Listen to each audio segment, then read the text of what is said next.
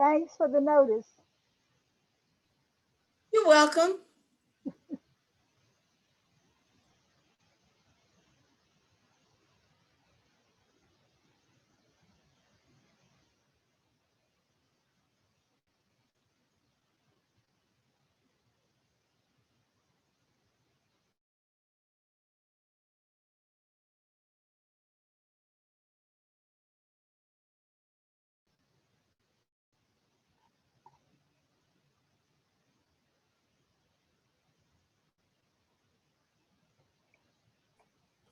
Good evening, everyone. Welcome to ANC 5B's monthly committee meeting, community meeting.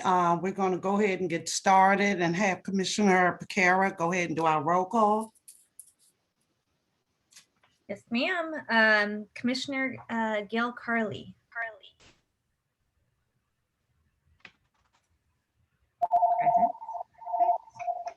Commissioner Higgins is present. Here. Commissioner Piekara, that's me. I am here. Sorry, I'm here. I unmuted. Gotcha. Thank you, Commissioner Carley. Commissioner Amin. Him over there. Present. Commissioner Costello. Thank you. Present. Great. We are all Okay. here. All right, I thank you so much. If everyone would please take a look at the agenda for this evening.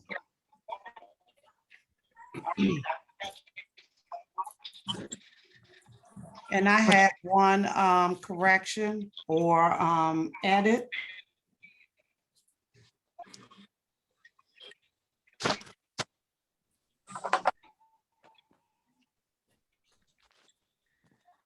Is it on the screen or do we need it?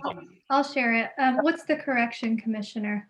Under item E, for resolution and votes for that Commissioner Carley for the comprehensive plan. Thank you for sharing your screen. Of course. And I would like to set aside that resolution until I am able to meet with my community and do a vote, and then come back and do a special meeting on April 1st. Commissioner Higgins, Yes. I understand what you're trying to do, but I think that you bring that up when that resolution comes up. That's when you make that that motion. Well, that's fine, but I still want to bring it up as, because we are approving the agenda. Right. And I just want to note that as a part of that agenda, that that's something that I am proposing. So this is the time to state that. Yeah, and according to Robert's rules, you're right. Okay, are there any other additions or edits or omissions? Nope. Commissioners? None on my end. Okay, I'd like to place a motion on the floor with comments to accept the agenda for this evening's meeting. Do I have a second? Second that. Okay, the motion has been placed on the floor and seconded. Call for the vote. All those in favor? Aye. Aye. Aye. Do we want to do a roll call? I think the ayes have it, but if you would like to call for a roll call, I'm happy to You do that. please do a roll call. Thank you. Commissioner Carley, Yes. Commissioner Higgins, Yes. I am a yes as well. Commissioner Amin,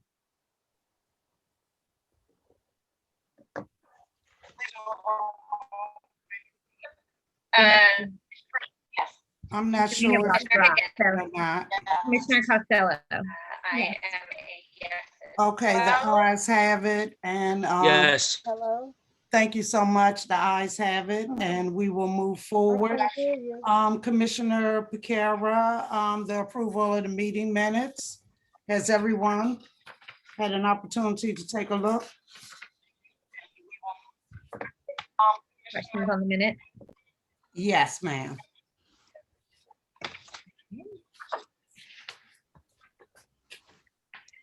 And as we were talking about a minute, just for awareness, I've also been sharing them as they are approved on our ANC 5B website. So if anyone has any questions about past minutes, I will be posting them there. Okay, perfect. Great. All right, and we'll get through that.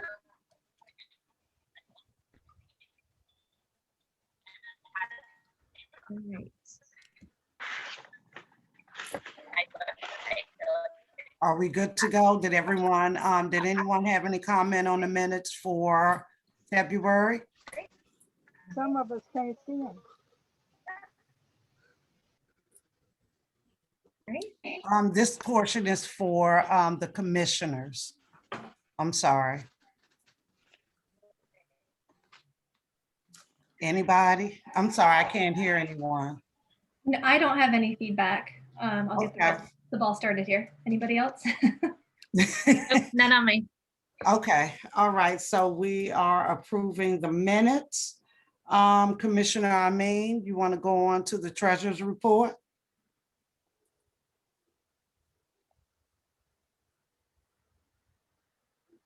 I think he has a delay. Commissioner Amin, the treasurer's report. You could like Commissioner.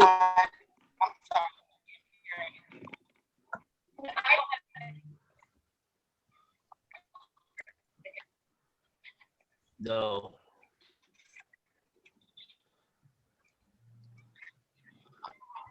Commissioner Amin, I believe you are frozen. We can't hear you.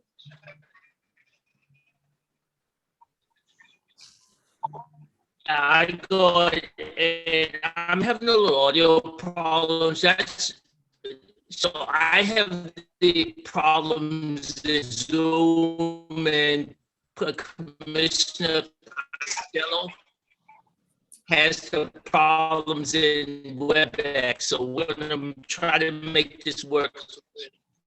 Would you be able to call in? Yes. Okay. Right. I'm having audio problems. That's what I'm trying to say. So let me know. Right. Am I breaking up? Oh, no, you're fine now. Hello, can you hear me? Give me a thumbs up. Hello? Right, okay, let's see. Can you hear me now? No? Yes. Okay. Thanks. All right. Move on, I'll call in. Okay.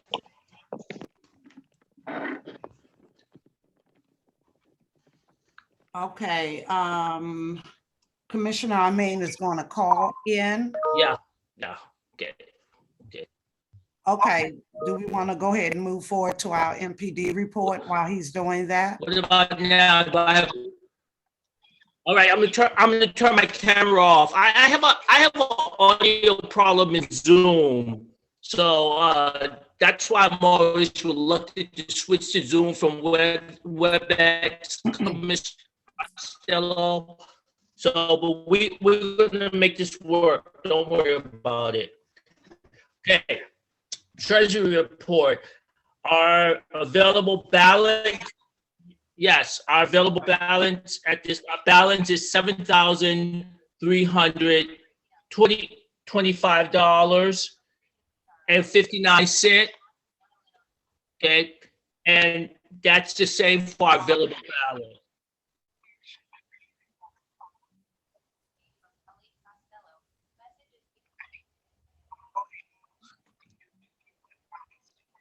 Okay. All right. Okay, is that the end of your report? Wait.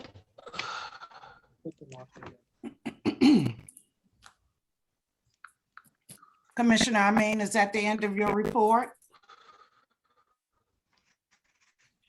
Okay, while Commissioner Amin is having some slight technical issues, we're going to go ahead and move forward. Can I mention something since we're doing the treasury report? Just a heads up that I did purchase a new phone and I had to put, I guess, some sort of fees toward it in order to receive the phone. So I'm not sure if we're going to continue renting or paying for renting or purchase it outright, because otherwise they're going to be billing me monthly. Okay, did you give that information to Commissioner Amin so he could address it? Well, I wanted to do it in the report and make sure it got. Can you even hear me? No, Commissioner Amin, you're actually breaking up. So you would really actually have to sign off and then just call back in on your phone.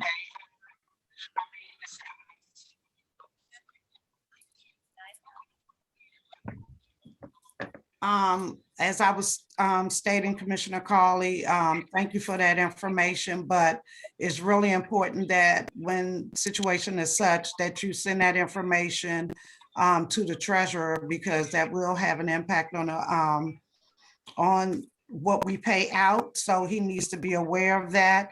And we can move forward and do what's necessary to take care of that bill. Right. Just as a FYI, the previous billing and the rental of phones, I actually paid for the cost that was remaining on all of the phones. I paid for that and was reimbursed by the commission. And I believe that was 2 months ago, commissioners, if I'm not mistaken. And sent that information out to all of the commissioners as well. So if there's still a cost factor, that information should have been brought to our attention at that time when I sent that out, so we could also ensure that that rental price for your phone would also be taken care of. But I just got the phone a couple of weeks ago. Okay, well, that's what I'm saying. When you got the phone, that information should have been shared so we could have acted accordingly. So the cost wouldn't be on you and we can have it transferred over. Right, but there's also something that we need to vote on as well. So that's why I wanted to make sure I brought it up. Okay. Full body meeting. So no, I don't have a problem with getting reimbursed. Purchase it outright, but I just want to make sure that, you know, everyone had the same information. Thank you. Okay, so what we're going to do is we're going to move on to our MPD report. I see that we have Officer, I'm gonna screw it up, Swat and Lieutenant Garvin on the line, and I apologize if I messed up your names. So we're going to go ahead and turn it over to you at this time for our MPD report, and you can enlighten us on what's been going on, what efforts the MPD are taking in reference to the uptick and continuous gunfire and crime sprees that we've been seeing in our community. Hey, Commissioner, how you doing? Can you hear me? Okay. So I'm gonna go over a few things for the last 30 days that we had. We had a homicide in Street Northeast. We got a call for the decedent was suffering from multiple gunshot wounds, and he was actually pronounced on the scene. On the scene also in his possession was a handgun. That case is still actively open. We also, the street, that was the 1200 block of Irving Street Northeast, and this happened on March the 13th, around 2100 hours. On today, we had on today, about 0247 hours, we had an ADW gun in the 1700 block of Taylor Street, Northeast. Officers received a call for service in reference to a shooting. Once the officers arrived on the scene, they located the victim, who appeared to be suffering from multiple gunshot wounds about the body, where he was actually transported to an area hospital. This case is currently being investigated by the 5th District Detective's Office, and it appears that the victim knew the suspect. They were together at the time of the shooting. We had a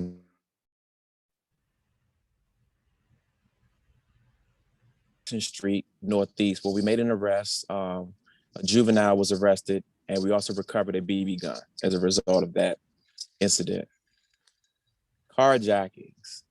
So we had one unarmed carjacking, two armed carjackings, one with the gun and one with the taser, and we had one attempt carjacking. So let me start here. So March the 1st, around 26 hours, we had an armed carjacking gun in the 2600 block of 10th Street Northeast. The armed carjacking taser was on March the 3rd, around 12:30 hours, and that was in the 3300 block of 17th Street. Around 1746 12th Street, and we had the attempt carjacking block of 12th Street. So these cases are still being investigated by my 5th District Detective's Office. We had 5 burglaries were reported. I'll say that 2 were burglary 1. The complainants were sleeping and an unknown suspect made entry into their home and stole items. We had three burglaries were burglaries of an establishment where they took US currency and cash register. So the first burglary was at 3300 block of 18th Street. The second one was the 1300 block of the 1300 block of Randolph Street Northeast. We had a burglary 2 at the Subway restaurant located in the 3500 block of 12th Street.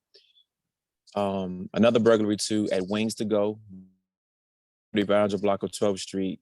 And the last burglary was the 2700 block of 12th Street Northeast. I think that business is called the Salumeria Italian Deli. I may not be saying that right, but Salumeria Italian Deli. We had some sounds of gunshots that were negative results. And that was a knife in Jackson Street. We had another one in the 900 block of Jackson Street, 1300 block of Quincy, and Perry and 12th Street. Those were negative results. Those are our shot spotter, calls for service, negative results for that. We did have some notable arrests. So we had several arrests associated with the siege of 3 guns and a significant amount of narcotics. We arrested a 12-year-old juvenile, and we charged him for 4 of the carjacking offenses. 12 years old. And as I mentioned, the 14-year-old juvenile who was arrested with the BB gun for the assault with intent to rob. So on February the 24th, we recovered 2 firearms. One was a 9mm Ghost gun and a Glock 30, 45 caliber, and also 4.5 ounce vials of liquid PCP, along with 7.6 grams of crack cocaine. 2 adults were arrested on the block of 15th Street. 100 block of 15th Street was that? I'm sorry. That was the 2300 block of 15th Street Northeast, ma'am. So in reference to the 12-year-old I was mentioning, in reference to the armed carjackings, we charged him with the 4 that occurred. One occurred at the 1900 block of 2nd Street, 2 in the 300 block of V Street, and the last one was the 2000 block of 4th Street. So we charged him for all 4 armed carjackings that occurred in the 5th District.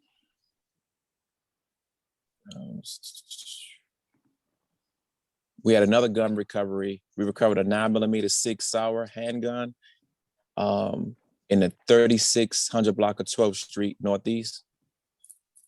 So right now, we're going to increase our patrols and visibility in the 3400 block to the 3900 block of 12th Street, where, as you can tell, there's a lot of activity going on, especially in and around the Brookland area. And we're having our officers, times of these offenses that are occurring, giving special attention to the 1300 block of Brentwood as well. I'm trying to think, did I miss anything? Does anybody have any questions? Right now, you have anything, Commissioner Higgins? Yes, there is a question in the chat. Ms. Gladden at Rhode Island, I'm concerned about the abandoned vehicles in the area. There's been an abandoned van on my street that has been here since October. I submitted a request through 311. The issue was considered resolved, but the van remained. I reached out to the councilman's office and received a response in January, but the van is still here. What are my next steps? Please advise. What's the address or the 100 blocks with the van is? Ms. Gladden, could you put that If information? if she doesn't mind sharing, or she can email it to me if she doesn't, if she wants to email it to me directly, she can do that. Whatever she's more comfortable with, that's fine. Okay, I don't mind. It's the 3200 block of 17th Street. And then also there is one on Kearney between 17th and 18th Street. I'm not sure about that one being reported. But they're both white vans. Yeah, let me jump in on this. This is Kelly. And we had talked to Captain Moore about this. I believe it's been ticketed. Is that right? I'm not sure, but I can confirm and Yeah. get back to her if she wants to give me Ms. her Gladden. information. Ms. Gladden, has it been ticketed? I'm sorry, Kelly. I went off mute for a second. Yeah. It was ticketed and the tickets are no longer there. Okay. They Yeah. were So, removed. yeah, and DPW is not towing right now unless it's for blocking traffic, fire hydrant, or crosswalk. That is correct. But and then once the public health emergency is up, they will start ticketing for ROSA violations, which is where this van would, aside from the other things, I can't remember if that one is a 2-hour parking restriction. At any rate, once the public health emergency is up, it would get caught in that ROSA violation. They have vehicles that they drive around with that do, they read the license plates automatically. And then it would go through that ROSA process. So I think because of the pandemic and DPW has a number of staff out because of COVID, it has impacted their ability to do the full towing process. That's the answer to the question. Unfortunately, I know it's not what anybody wants to hear, but it will eventually get dealt with. Thank you, Ms. Cicillo. Yes, thank you. I appreciate that. And we have another officer on the line. Would you like to comment as well, sir? You're on mute.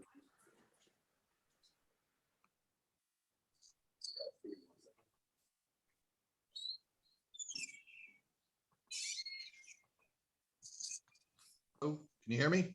Now we can. Yes, sir. Hi, I'm Lieutenant Shout. I'm actually with the 4th District. What I'm going to comment on the shooting we had down there at the Turkey Thicket. I received numerous responses from members of 5B, and first of all, some of them seem to be unaware that the Michigan Avenue is actually the dividing line between 4 and 5D.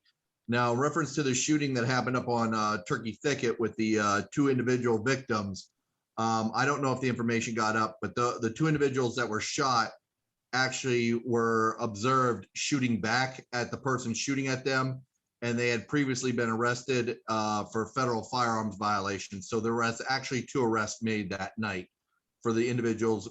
Technically, they were the victim of ADW, but they were guilty of the crime of possessing a weapon while being a felony. Okay, thank you very much. I really appreciate it. This is Guy Duran. Can I ask a question?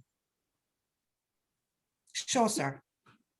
Well, I want to know the ages of those people that you're talking about, that the gentleman was just talking about and involved in the shooting. And I also want to know, are the people that are suspects also in the same neighborhood as most of these crimes, or are they coming from outside the neighborhoods? Are most of them near these carjackings, near these shootings? They live, like that 12-year-old. Does that 12-year-old live in the same area where this carjacking was happening? I'm just trying to find out the ages and why they're not in school and why they're out here in our neighborhoods, or are they coming from outside the neighborhood?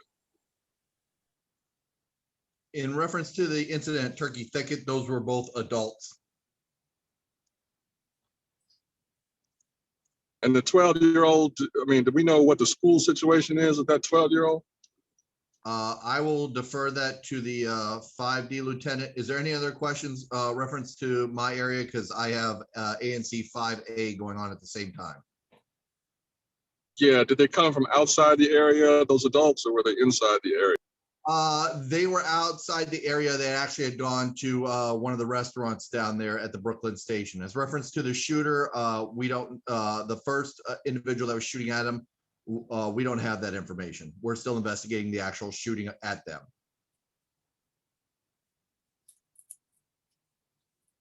Thank you very much. I really appreciate your time.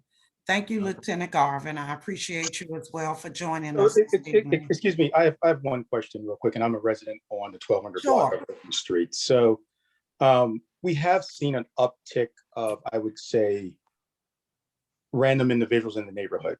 And, you know, between that and speeding cars and folks not stopping at stop signs and things like that, probably a lot of this has occurred during the pandemic. I understand there's going to be an increased police presence, but I'm interested in what MPD is doing to reach out to neighbors to let us know about this increased presence. What is the escalation that we have when we're seeing things that, you know, aren't representative and aren't typical of our neighborhood? And kind of do we know why there's an influx of folks from not this neighborhood coming to this neighborhood and meeting and you know, and we're being met with violent crimes and things like that. So there's been a noticed uptick in the last few months or year. And, you know, we all have some suspects about some thoughts about certain houses and things that are the corporates of this.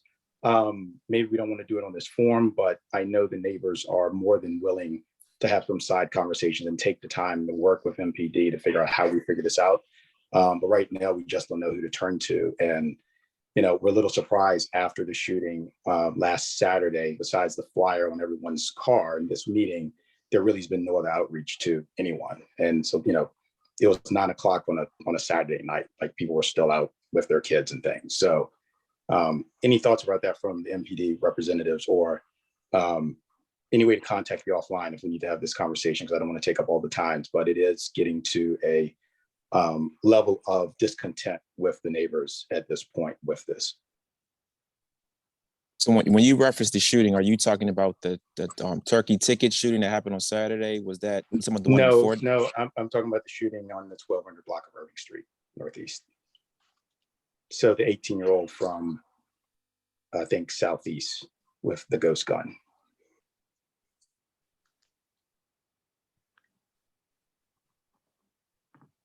So it has been a tick, I guess, since the pandemic, and I think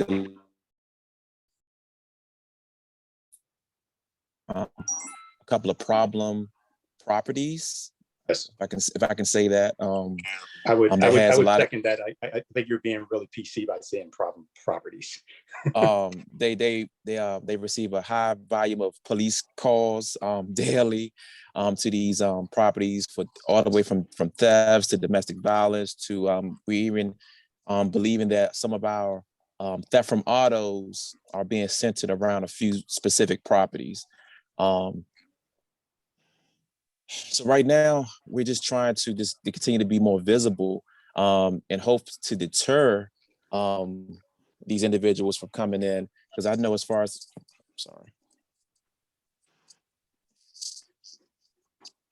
the 5th district, I know near the fact that New York Avenue corridor and things of that nature, a lot of people can come in to the 5th district and they can commit crimes and they can actually get back, they can actually leave and go back to the 6th district and the 7th district, jump on 295 and they're gone in a flash. So we definitely are aware the uptick in crime, and we're trying to do everything we can. We're getting a lot of feedback actually from the community as well. I can give you my information if we can have a sidebar off this this conference call. Yep.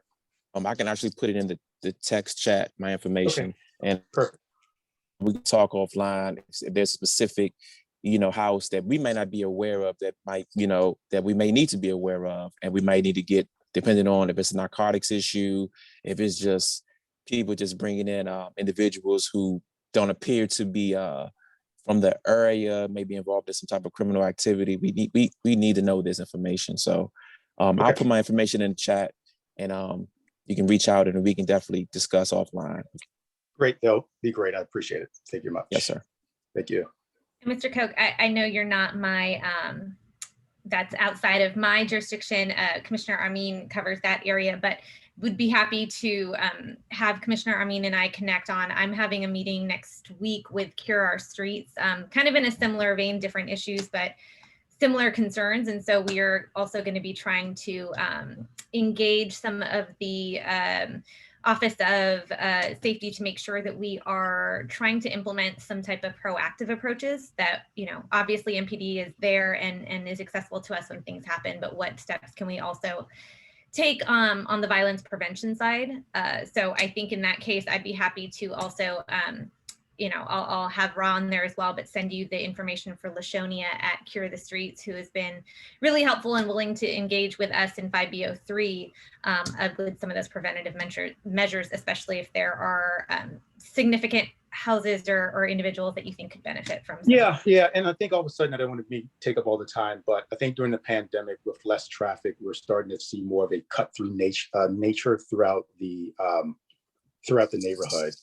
You know, there's less traffic, less people, so people are taking shortcuts, and it seems like it's now becoming more visible to folks about the neighborhood and, you know, becoming targets. So, you know, I don't know if it's speed bumps, I don't know if it's cutting some of the throughway passages off of some of the main arteries coming in here, but it's too easy for folks to get in and out with less people around right now. And I think, you know, people aren't stupid, they're seeing it and they're taking advantage of it. So we need to figure out a way to deal with it. So thank you much. Hey, wait a minute. Lieutenant Garvin, I want to know the percentage. What are the percentages of people inside these neighborhoods causing the problem versus outside? Still don't understand whether, I mean, I'm hearing people thinking it's outside. I think it's people in the community that are doing these crimes. That's one of the percentage. Are you saying like 50%, 70% are coming from outside the ANC or inside? I want to know the percentages. Not really a percentage guy, but what I can tell you is from the incidents that have been occurring within the last 30 days, a lot of the incidents have occurred from people who live in the 5th district, that they're having, whether it's over drugs disputes, with reference to like some of the shootings and the robberies. A lot of them are kind of like area individuals. Right. So no matter what we do about traffic, these are people that live next to us. These are our neighbors. It's not about outsiders. This is about people we live next to that are causing these problems, right? Yeah, for the most part, I could say for like the last 30 days, but then this 504, 505, 503 early, I'm saying within the 5th district, a lot of it is mostly individuals who live in the 5th district who are committing a lot of these offenses. Yes, sir. Okay, I just want to make it clear because when we start talking about, you know, who's coming in, who's coming out, who's driving, who's biking, whatever, it has nothing to do with crime. That's a totally different issue. Crime is happening from our neighbors, not from people from outside. But I do believe the shooting on Irving Street, the victim was not a resident of this ward, if I'm not mistaken. Okay, thank you. I really appreciate everybody's comments, and thank you, MPD, for coming on board and sharing that information with us. We're going to backtrack to Commissioner Amin if you're ready with your treasurer report. How about this? No, I don't think it's much better. Wait a minute. You have to mute your computer. And turn down the volume on your computer, and then it should be okay.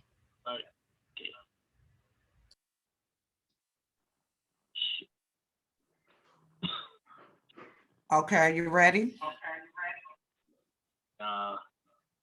Okay, well, we'll go ahead and move forward in our agenda. And at this time, we'll have Ms. Costello from Councilman McDuffie's office. Hello, good evening, everybody. I'm Kelly Costello, and I'm the Constituent Services Director for Councilmember McDuffie here in Ward 5. Just a couple of reminders. We have we're currently in the budget oversight process, and we expect to get the budget from the mayor in a couple of weeks, and then we go through back and forth with several hearings and negotiations with the budget. I did send out a draft schedule. We have an updated one that I'll send out to you this week as well. And then I just wanted to remind, there's a lot of questions around the arrests and the age of the ones arrested, where they're from and so forth. I want to remind everybody that the process that we ask folks to go through is to work with the Office of Attorney General or the U.S. Attorney's Office on community impact statements. And that's something residents, along with their ANC commissioners and the commission, can submit. And those get read at the time of the prosecution. And so we highly recommend that folks get engaged on that. You can sign up for the Court Watch for 4D and 5D, which are the two areas I believe in ANC 5B that would be covered. And it tells you when the arrests are. There is some privacy with regard to juveniles though. But I think what might be helpful is in some of these juvenile cases, I don't know if there's an opportunity for restorative justice or ways to kind of, use it as a lesson learned and figure out how do we kind of impress upon them the impact it has on the community, right? And I know Commissioner Piekara said she's meeting with the Office of Neighborhood Safety and Engagement, and that's a good place to start with them to kind of help coordinate that. And community members can work with your ANC to put a letter together that can be shared as part of that.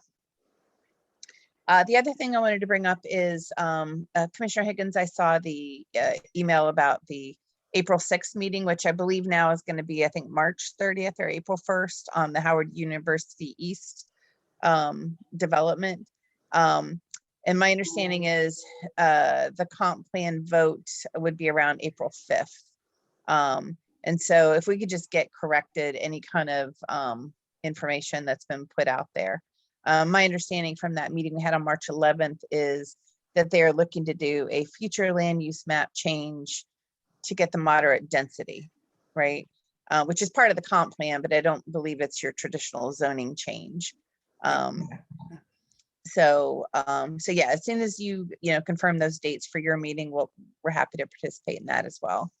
Okay, well, the dates have already been confirmed. I spoke with Mr. Evan Cash. Okay. With the committee of the whole. I actually spoke with him today.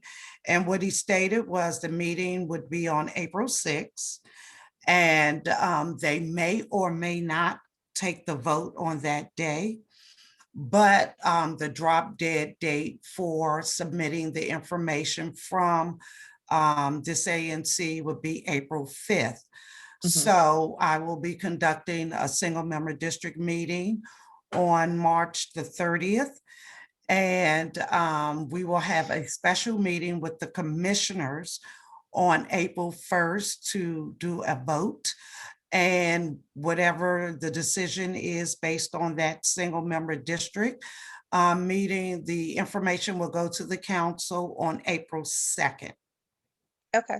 And which will be in time for before that date of submission. So I actually got that from the committee of the whole person for Chairman Mendelson's office. And I wanted to confirm that first prior to sending out that information, because we want to ensure that we are sharing correct information. So. Okay, sounds good. All right. Okay, and then just a reminder, I sent this information out, I think a couple weeks ago. The Department on Insurance, Security and Banking, DISB, is having an event on April 1st. It's a virtual event, so people can join in remotely. It's at 4 o'clock on April 1st, and it's about floodwater damage prevention and the programs. So I highly encourage everybody to join that virtual meeting if they can. And then if anybody has any unemployment insurance claims that need escalating, please reach out to me and we can help get that escalated. And I put my contact information in the chat. And I think we have a question from Ms. Hodges, I believe. Yes, thank you. In regards to the special 5B full commission special meeting that's going to be held, how will the home addresses of those who vote in the single member district meeting be verified to ensure that only those in 5B vote? Like, can you just speak to what that process will be so we will be prepared for it?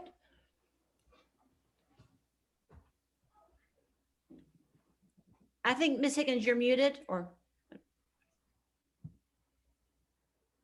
Pardon me. So what I'm going to do is have a poll set up while we're conducting the meeting. And people are going to conduct their vote that way with a yay or a nay. They're going to put their name and their mailing address. And we'll move forward from there, because a lot of the information that I want feedback for is from the actual community in which the development is, because those are the people that's most directly affected, and the 200 footers. And those are the people that I want to hear from, since this is the SMD in which the development is. Okay, I guess one of the concerns we all have in this virtual, time is making sure that there aren't any technical glitches and that everyone can vote. But I'm assuming you all are doing everything you can to facilitate that. And then how will you verify the votes? Like, is there, who will be counting those? All of the information, of course, the meeting will be recorded as before, and all of the information will be in that chat. And that information we are able to download.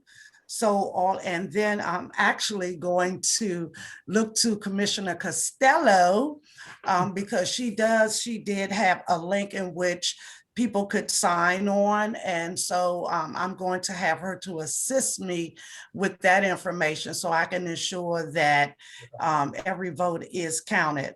But do understand that that information will be taken on March the 30th.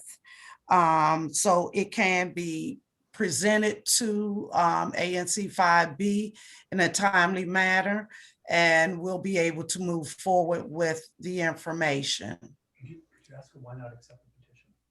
Thank you for that. And then just another question, we just so everyone knows, the Howard East neighbors did submit a petition to Council Member Kenya McDuffie this evening. We had around just over.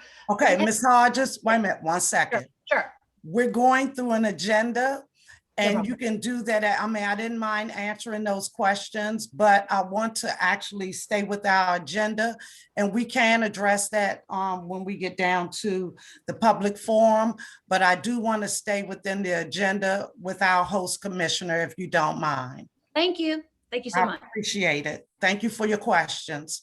At this time, we'll have Ms. Brittany Butler to come on from the mayor's office. She's a moker with the mayor's office. Ms. Butler? Good evening, everyone. Can you hear me? Yes. Okay. Thank you so much for inviting me to the meeting. I am happy to be here. I won't take up too much of your time. I just have some quick announcements. Before I get into those announcements, Commissioner Higgins, I have not gotten a response back from your answer earlier. So as soon as I get a response, I will circle back with you. Just wanted to point that out.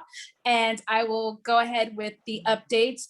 We are having a bike to work day around the city. This is going to be on Friday, May 21st. So for those of you on the call who are essential workers or are required to report in person to work, we are strongly encouraging you to bike to work.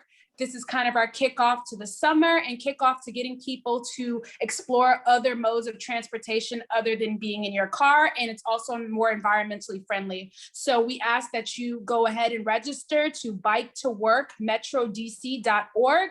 And the first 15,000 participants will get a water bottle and a t-shirt commemorating the day, excuse me.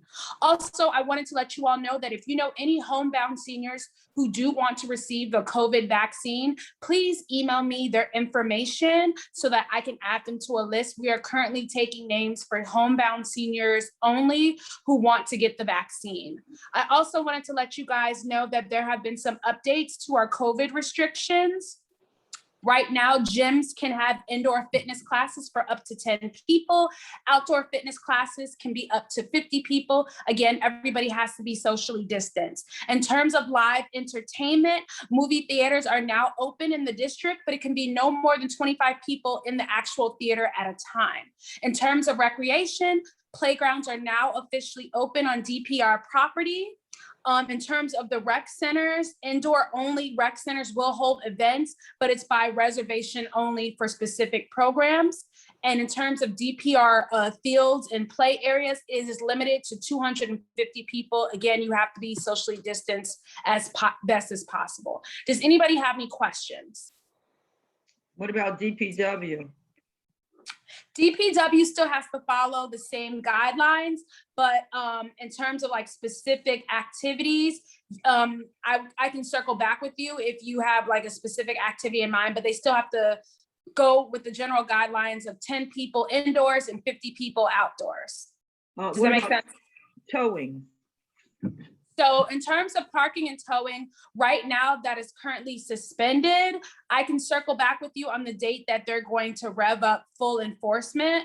Right now, though, it is suspended. The only thing that's going to get towed is if it is a vehicle that is abandoned, that is blocking traffic, like say an alley or a driveway or a crosswalk. Does that make sense? Yes. Anything else right now is temporarily suspended. I can circle back with you when they will start going in full enforcement mode. Any other questions? All right, thank you so much for your time. I'm going to mute myself. All right, thank you so much. So at this time, I am going to turn the meeting over to our host commissioner for this evening, Commissioner Costello. Thank you so much, Commissioner.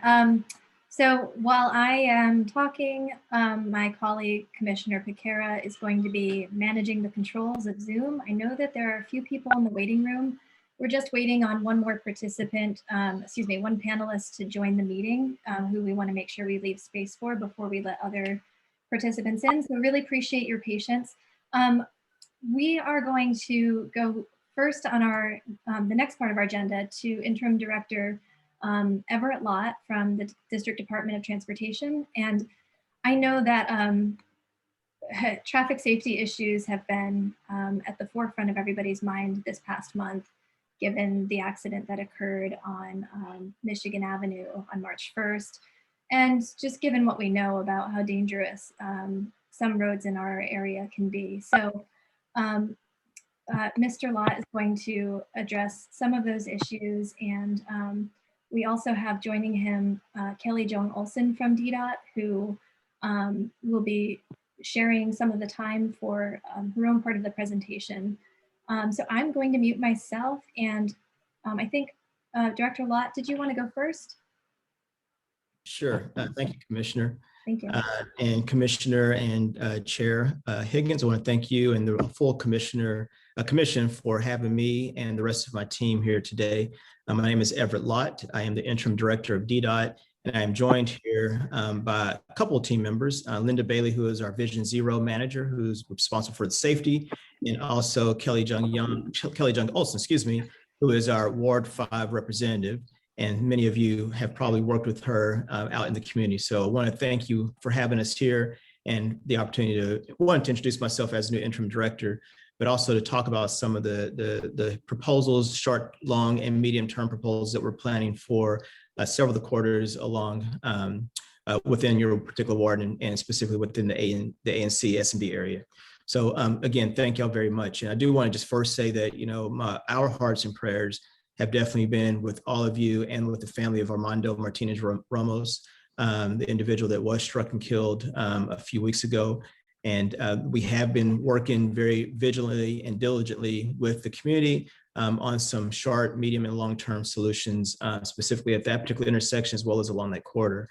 And so my team is here, as well as I am, to talk about some of those things, but also to be able to hear from you all and any recommendation that you have about other areas that we may or may not be working on specifically right now. But we would like to be able to have those that information from you directly, so we can make sure that we have that in our list for potential improvements as well. So I did want to talk a little bit about what did occur and kind of the short-term improvements that we actually had been working on, and many of those had been put in place last week. And so we did put in a leading pedestrian interval, LPI is what we refer that as, on the north and south crosswalk across the 10th Street Northeast. We also did put a left turn calming measures on both the eastbound and the westbound approaches on Michigan Avenue, and those have been completed. And I know we have received some feedback about removing and replacing the yield to pedestrian signs and replacing those with the stop for pedestrians. And so those have been put in on the northbound approaches of 10th Street Northeast. And so those are just some of the short-term improvements. We have some longer midterm and longer-term plans that we are planning for the corridor along Michigan Avenue. Some of those things do require the funding and the procurement, and that's what has taken a little bit more time in getting those things in. But definitely want you all to know that we have been working on that, and we have some things that are actually planning to get started next month in April. And I can talk a little bit about that. I'm not sure how much time we have, but I want to make sure to be respectful of the commission and all of your time. But on Michigan Avenue, 10th Street, the Bunker Hill Road intersection, we've made we're making a couple of improvements that actually will start in effect next month. And that includes improving the greater access to pedestrians in the crossing accessibility, widening the street at 10th Street Northeast to implement also a left turn signaling and at Michigan Avenue going westbound. Some of the additional site improvements are that we're going to include repaving the sidewalks, painting new crosswalks, the high visibility crosswalks so that it actually can be seen from several feet away, and also implementing some of the street trees on the southern border of the Bunker Hill Road in Northeast. And so those are some of the improvements. A little bit further down at Michigan Avenue, 12th Street and Randolph at the intersection, that construction will also start this year. The NOI will be issued this month. I'm really excited about that. And the recommended improvements for that particular location includes curb extensions, shorter crossing distances, and also converting Randolph Street Northeast to a one-way eastbound between Michigan and 12th Street. And there will be a few other improvements that Kelly or Linda can talk about in more detail as well. And then the last thing, and then I'll open up for questions, or at least turn it over to Kelly and to Linda to talk a bit more about some of the things that we have planned for this community. We have for Michigan Avenue on 13th Street between Taylor, the Northeast intersection, excuse me, that construction will also start this year. And that NOI, the notice of intent, will be issued this month as well. And those improvements that we're planning include bump outs, new high visibility crosswalks, and pedestrian ramp upgrades, accessible pedestrian signals, and also for all the crosswalks. And so those are some of the improvements that we're making. Those are some of the short term that I mentioned a little bit earlier, and those are some of the midterm. And then we have some longer term planned improvements along the Michigan Avenue corridor. So again, want to just let you know that we are very aware of the concerns that have been brought to our attention. Definitely aware of, again, Mr. Martinez Ramos and the incident that occurred there and resulted in his death, untimely death. And we want to be available and accessible to each and every one of you on this call and many others in the community to be able to work with each of you to help to improve safety on the corridor and on the streets in this particular ANC and in the ward. So let me turn over to Linda or to Kelly and see if they have some additional things they might want to add to this discussion. I can go first. Good evening, everyone. Thank you so much for having me. I just wanted to give a heads up that I just dropped more information about the 10th and Bunker Hill project.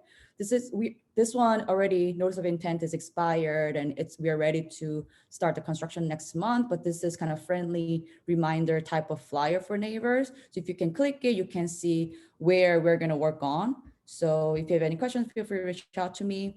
And regarding the other two intersection projects, more information will be available actually next week. So I'll be making sure to share with all the commissioners so that you can disseminate within your constituents. Thank you. And I think Ms. Bailey is here too. I don't know if she also planned to present or just be available to answer questions. But hi, Ms. Bailey. Just want to give you the opportunity to speak if you want to. I don't have anything very specific to say. I would just say we're looking at the full corridor as well as this individual intersection. And we hope that some of the short-term improvements we made will change the dynamics at that corner and improve safety long-term. And The great thing is that we already have this other project coming in that should help with that as well. But I'm happy to take questions on it. Great, thank you. Is your team, is everybody finished? I don't want to stop anybody or cut off your presentation before we open it up to questions. Yes, Commissioner Costello, we're finished and we're definitely open and available for questions. I have a question. Let me just say real quick, Director Lott, I do want to thank you very much for your very quick response to the letter that our community sent to you following the fatal crash on March 1st. Just so everybody on this call knows, Director Lott responded, I think within 30 minutes to my email. So I really appreciate that. And I do appreciate that you and your team are all conscientiously looking at this entire corridor to figure out where we can make improvements. I know that it's not just in my district and not just in 5B where we need to address some of the safety concerns that residents have. But I do really appreciate that you're aware of it, you're looking at it. And I hope personally that, it won't be another 6 years before we start to see some improvements here. So that's all. I'm going to stop. And I think Commissioner Carley had something she wanted to ask, and then we'll open it up for other questions.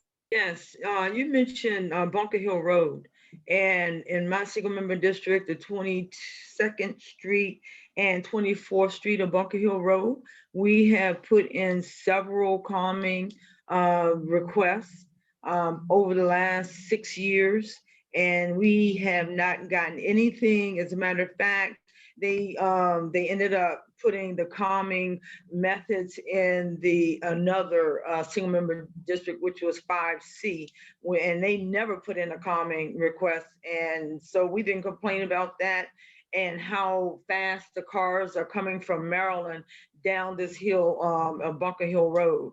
So we was hoping, we would get some sort of measures in there, but that hasn't happened. I'm just wondering, you mentioned Bunker Hill Road several times, but it never extended down into my area.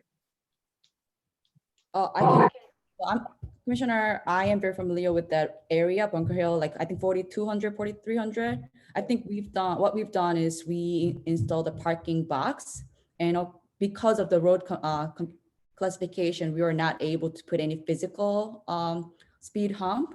But however, we are actually looking at more data to see what else we can do, maybe more signage. So we are still open to other options. We're still looking at it. Hey, Kelly, I just wanted to add one other thing. So that area of 10th and Michigan where that fatal bicycle accident happened, right in front of the Archdiocese, that little triangle area is called Bunker Hill Road, but it doesn't connect to the Bunker Hill Road that Commissioner Carley is talking about. So I think that might be some of the disconnect. It's the same name, but it's disconnected. Definitely, it's so far in the Michigan Park area, right? I'm sorry, Woodridge area, right? Yeah, same name, but yep. I don't know why it's like that, but yeah, just it's a little confusing. Yeah, same. I think. Yeah, but still, I would have brought it up regardless. It's just a segue, but yes, I'm just hoping something will happen soon because we do have kids in those blocks, and I'm sure you received several emails from the residents complaining about how many times they have to put a calming measure and nothing, no results, nothing positive. So Commissioner, let us take a moment to revisit some of the requests that you put in, and let me take a look at that. And I'm actually scheduled to go on a site visit next week in the ward. And so I'll make sure I take a visit over there person, just take a look at some of that. So we'll revisit some of the requests that you put in, and I'll go by there sometime next week and take a look at some of those sections that you're referring to. Thank you. And we also have some questions in the comments. So somebody was asking whether there are any other planned changes further south on 10th Street between Michigan and Franklin Streets to address speeding. And somebody else wanted to know how we can get speed bumps in residential areas.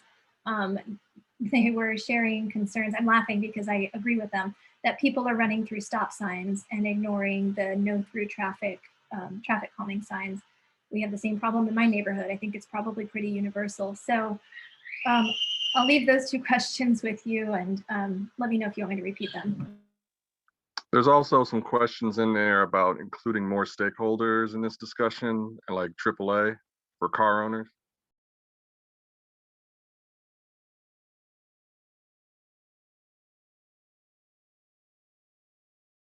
Director Law, I think you're on mute. I am. Thank you.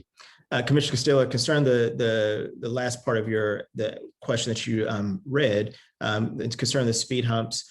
We changed the process a little over a year ago, maybe a little longer than that, where we used to require 51% of the block to get signatures and sign a petition. We've changed that now, and really all that we're requesting is that if the streets are eligible for speed humps, we're just asking that they get something from the commission, from the ANC, and then that's what we'll use to work from. So we'll have to go and take an assessment to make sure that the street and that are being requested speed bumps for, that those are streets that we could actually put them on. And if they are, again, we just want the community to work through the ANC and the ANC to pass a resolution. And that would be what would prompt us to go ahead and take action for something like that. And so we're willing to look at it. Again, not all streets are available for speed humps, but there may be some other type of interventions that we can do. And so if in the event that a speed hump is not the appropriate intervention, then we'll look at other things and we'll be working with the community to kind of share what some of those other interventions may be.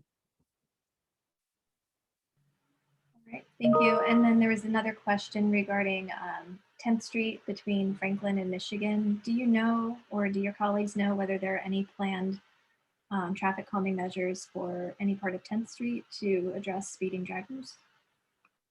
I'm not personally aware, but I understand that the 10th Street, the area is currently a part of Slow Street program. So we are currently evaluating the future of the Slow Street program. So I'm going to put more information in the chat on the regarding the survey. So please leave more on. Please share your feedback through the survey link. Yeah, I live on 10th Street, and I posted a question for car owners on 10th Street. We're concerned that the voice of car owners and AAA is not being heard by DDOT. Can you talk about how you work with car owners and how you work with AAA? Yeah, is it Guy Durant? Yes. Okay. Yeah. Hey, guys. So again, we are working to try to provide a network that is a network that supports all users of the roadway, whether that's motorists, pedestrians, bicyclists. And so our main concern is to provide, options and travel options that are available for all users of the roadway. And so we don't specifically work just with AAA or just with people who drive vehicles. We're working with the community as a whole, and we're trying to build a network that would support that.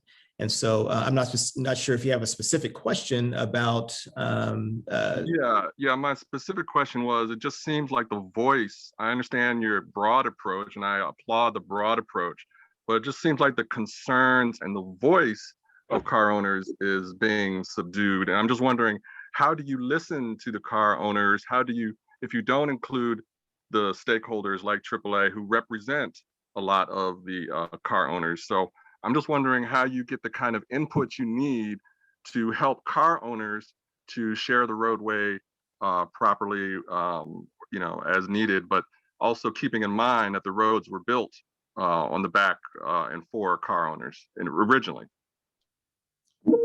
So Guy, if you will, one of the things I would like to offer to everybody on the call, and in terms of how do we get inputs and receive inputs, we currently have, and I think Kelly mentioned that she's going to place in the chat our survey, Move DC survey.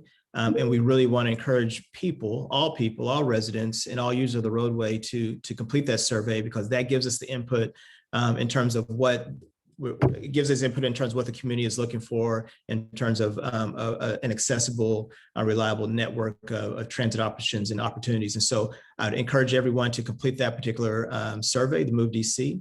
But again, we're out in the community. And so we're at the ANC Commission meetings, just like this one today. We're out on community walks, and where we're getting input and receiving inputs from community members all the time. And so if there are issues or concerns, we definitely hear them through the ANC community, but also we're really encouraging people to go to our Move DC survey and complete the survey, where you can have an opportunity to really voice your concerns or likes or dislikes.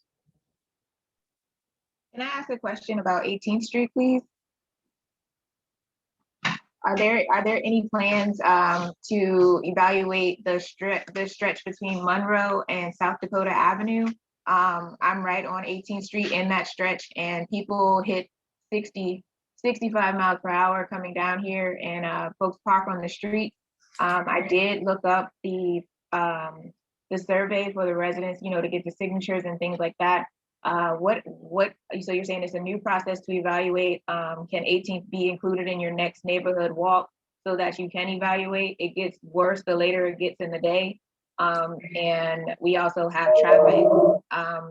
We have traffic that leaves Perry Street from like drinking and things like that, and they speed straight down our street as well. We have lots of families on this block, and it's a high concern. Yeah, Rosa, I can't speak specifically about the street, but I was going to yield over to Kelly and ask her to be able to address some of those concerns. Yeah, to my knowledge, there's no specific plans to address 18th Street corridor itself. However, I think the best way to address traffic safety issues on your block on 18th Street is best way is through a TSA process, which is traffic safety assessment. I'm happy to share another link again. And I am aware of a few speeding related TSA already along 18th Street. So I can definitely double check just to make sure that your area is already included, but I'm happy to share the information. Thank you so much.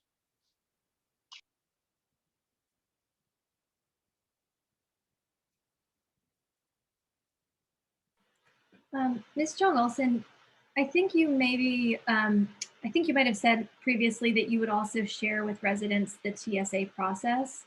Do you think this would be a good opportunity to explain how a traffic safety assessment works?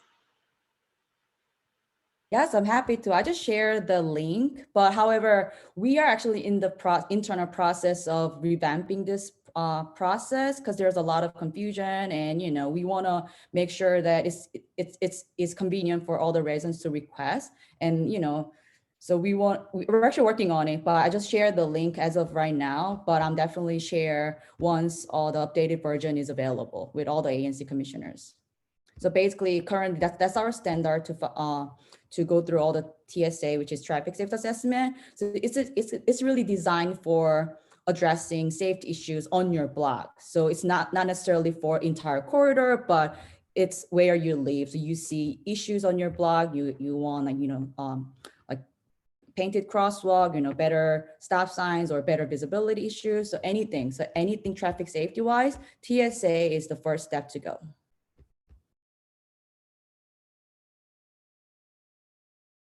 Thank you. Does anybody else have a question that they'd like to unmute themselves to ask before we move to the next part of the agenda?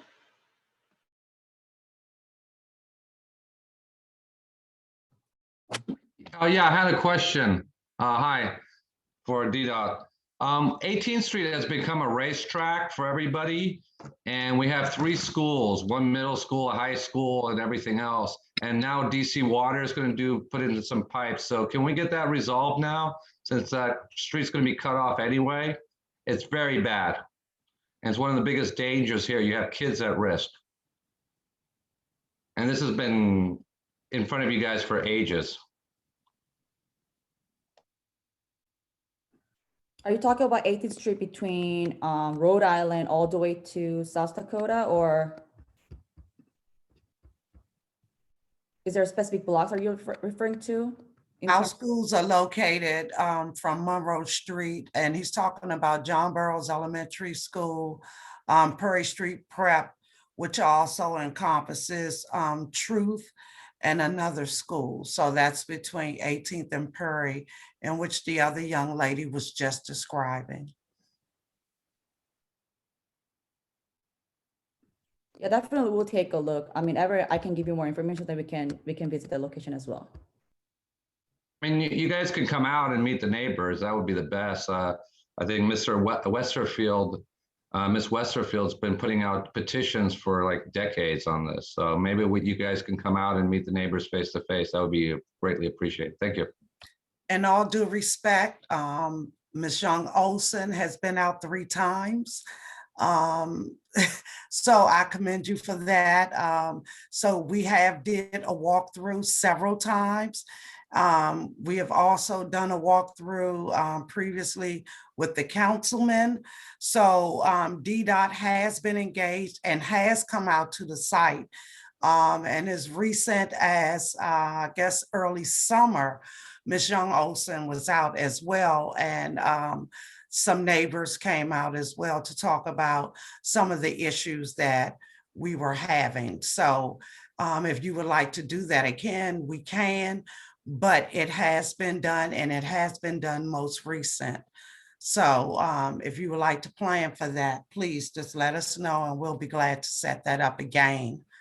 Thank you. We would second that planning, please. Thank you. It looks like we have a question from Tim Fitz. I have a question. I think if we can go with Mr. Fitz because his hand was raised, and then I'm not sure who sorry. that was. No, that's okay. Was it Ms. Smallwood, I believe? Yes. Okay. Now? Hi, Yeah. you. Sorry. Yeah, go ahead. Mr. Fitz, go ahead, and then we'll go to Ms. Smallwood. Sorry, Colleen, I totally just jumped in. Apologies. Yeah, I entered some of this in the chat, and even though I've lived here for a number of years, I'm a more recent participant in kind of neighborhood advocacy and especially traffic safety issues, being that we now experience them on sort of a daily basis, and just kind of echoing the concerns of a number of our neighbors on 18th and Perry and all around the neighborhood. We live on 9th Street, which is one street over from a slow street on 10th. And we had some serious safety issues before slow streets went in. I don't have any empirical evidence, but it feels like they've gotten a little bit worse since drivers are looking to kind of get around the barriers on slow streets and find ways that they can get to their destinations more quickly.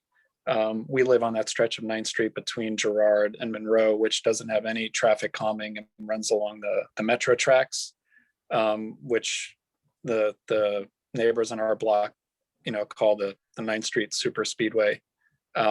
People, especially going northbound, trying to beat the light at Monroe, which is very short and can only really be seen for a block or two when they come up over that hill. So my daughters and I have, had to jump out of the street a number of times, trying to avoid speeding cars. And I apologize. I couldn't tell from the agenda if this was, to be discussed tonight, or if it's going to be a separate meeting. And I'm happy to take this offline and work with Ra and DDOT and Kelly and whoever to provide whatever evidence is needed. Come have a coffee on my porch, watch the cars go up and down. We are, we're just desperate for a solution. Stop signs, speed humps, anything. It's just, there are days when it's utterly terrifying, and I hope that we can, as a neighborhood, do something about it. Thank you. Thank you for bringing that up. Actually, Commissioner Amin and I had a talk about this, and he was going to schedule a special SMD meeting just to discuss 9th Street. So we were hoping to do that, last year, hopefully in-person meeting in the fall, but then the pandemic still here. So I think he's looking to host a virtual meeting to discuss further. So DDOT had some internal conversation about how to address 9th Street. So it's on our agenda, so we can discuss further with the community, take the feedback, and then we can move on. So I'll touch base with Commissioner Amin to make sure that we can schedule a meeting with the community. Great, thank you. All right, thank you so much. Okay, I have a question, last one from Ralph Buxell. He says the no left turn sign at 10th and Michigan is not always visible during the daytime. I don't know if there's a way to correct that or make it more visible during the daytime, but maybe we can follow up with Mr. Buxell offline after the meeting about that. We're happy to take a look at that. Okay, great. Thank you very much. I think I think he's talking about coming off the bridge, just to be more specific. Oh, and Miss Smallwood, sorry. Thank you for the reminder. Miss Smallwood, did you also want to ask a question? I'm still here. My name is Eula Smallwood, and I've been living at 14th and Otis, excuse me, for over 27 years. And now the traffic, and now I'm disabled and retired, the traffic since speed bumps have been instituted on Newton, the traffic, but tour buses, tractor trailers, anything that's big, it comes down Otis now. I'm afraid to even go out with my walker because I think they will come on the sidewalk and hit me. Now, there are stop signs, but to some of the drivers, it's like a go sign. Now, I have seen police out there, but is there any way that any signs or speed bumps or anything can be instituted on Otis? I'm down the street from the Francisco Monastery. Kelly, do you want to speak to that? I know we've had a couple of neighbors on that block as well as on the cross street. And we've had discussion about it. Could you please go over that? Yeah, sure. I think there's one pending TSA for that Otis, but I think that's between 13th and 14th. So I'm at 14th. So are you at the intersection or? I am right there on the corner, 1401 Otis, yes. Gotcha. So, I mean, Otis Street is local road, so we definitely is eligible for speed hump. So we are looking into it, but 14th Street, unfortunately, it is bus route, so we cannot put speed humps. So go ahead. I'm sorry. I guess I got a little upset. I'm talking about like in front of my house. I know that the H6 goes 14th. I can understand that. But you got cars coming from everywhere, trucks, tractor trailers. You know what? I never had any foundation problem before. As long as I've been here, all of a sudden I got foundation problems. So, and my main thing is now that I'm retired, I would like to be able to walk down the street, but I'm afraid because you know what? They speed like they're speed racers and everything. I think they'll run on the sidewalk and run me down. Yeah, we'll take a further look at the intersection especially. So I believe we have crosswalks already, but we can double check all the signage to make sure it's all visible. Then I'll circle back to Commissioner Higgins so that she can provide updates back to you. Okay, so there's no chance that like when we talk, that wasn't me that sneezed. There is no chance that like a sign, no big trucks or something coming through Otis because we are residential. There is a sign at 18th and Otis Street that says no trucks over 1.25 ton, and it goes up all those streets. And what's happened is, and I've got pictures because I've been taking pictures throughout the neighborhood in Brookland and University Heights and Michigan Park. And these trucks are ruining our people's houses. And our people are paying over $700,000 for their homes. And they're all complaining that the city's allowing the trucks to come up the street. And the city has even put signs up saying no trucks. And the trucks go through the streets and they are, as in her house, they're undermining all of the foundations of these homes. And we've complained to the city. The city put the camera at Taylor and 12th Street for the trucks. The trucks still come by and they're going down the side streets now. So all the big trucks, and they're turning on the streets that say no trucks over 1.25 ton. And something has to be done. They put that sign at 12th and Taylor because they broke the water pipes at 12th Place and Taylor Street 3 times. I reported them twice.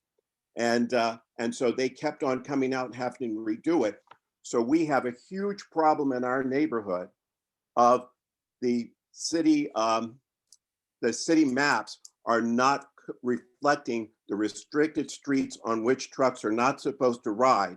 And even those construction trucks are coming up Otis Street. Yes. Like I said, I've got pictures of them, and that's not allowable. They had been coming up Monroe, and they go down Monroe Street sometimes also, and they're coming down, and the DC, they're using 13th Street, and that's why part of the reason why we have a terrible problem at Michigan 13th and Taylor Street, which we raised at the Brookland livability study, and they said they were going to do something. Nothing has happened. And they have so many accidents and have taken down the street lights, the telephone poles. And I talked to the contractor at the home at Michigan and Taylor Street, and he said he's been out 4 times fixing that man's iron fence this past year. The city has to enforce its laws. I've gotten the 5th district and the 4th district cops to ticket some of these trucks, but they are busy, but the city has to put out maps and then start a fining process of these people. I've worked with Catholic University to get their lawyers to stop those trucks that are going down our streets at construction. And but anyway, I'll give you a report on it because I've been taking pictures of all these trucks and documenting it. And also that neon sign, the city has been putting these extensions out like at 13th and Monroe in a location that you don't need a traffic light, extension on. And so people can supposedly see. That's what's needed for that no left turn sign at 10th and Monroe. It needs to be extended out. I've almost been hit twice in the last 2 weeks with crossing that intersection from coming across the bridge, going towards the Exxon station there. And the cars come up right behind me and it's frightening, but they can't see the no left turn signal. And if you go down during the day, if you go down at night, you won't be able to see it. Well, Ms. Smallwood and Mr. Buxell, one of the things we'll do, and I've taken some notes down now, and I know Kelly has as well. DDOT, we're not responsible for the enforcement piece, but what we will do is we'll jot these notes down to go back to DPW, also to EPD, and talk to them about some of these specific locations, and work with them to see if we can get some more enforcement done at those locations that were referenced. So I took some notes down, and I'll make sure that between Kelly and I and Linda that we go back and pull our sister agencies, MPD and DPW, to see about enforcement. Well, hey, you guys, let me jump in on this if you don't mind, because I want to talk a little bit about, this has been a very big topic in the council member's office and with DDOT, at least since I've been there over the last 3.5 years. In fact, it's why I joined the office when I started. It was because we had a big push against the trucks that were violating our roadways. And everybody may not know this, but MPD has a special unit called Special Operations Division, SOD. So when we get reports of trucks violating the truck restricted roadways, we ask MPD SOD to go out and enforce. Some of these roads, I think Otis, may not be truck restricted routes. So DDOT, the 311 system doesn't have a method for people to request truck restricted routes. So we've been looking for you guys to provide a process for people to do that. So if we could get that from you guys so that we can get more routes restricted, that would be helpful. And then we're also looking at the fine structures of, Did you want to say something? excuse me? We're also looking at the fine structures for the violations because we believe some of them may be baking into the cost of doing business violating these roadways. But we also want DDOT to look at, and we've had these conversations with DDOT, the council member level and our constituent services community engagement level, what DDOT could be doing up front, because you have the manifests, right, for all the companies, proactively advising these are the updated truck restricted routes. We've also found where there are, and there's a map, right, an ArcGIS map that shows what the truck restricted routes are. But unfortunately, not every road has signage.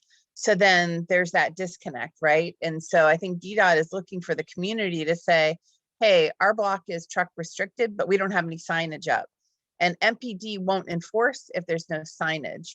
So either we need DDOT to do that cross-check themselves, or the community to be proactive, check your block, and then let Kelly know or put a 311 ticket in for the missing signage.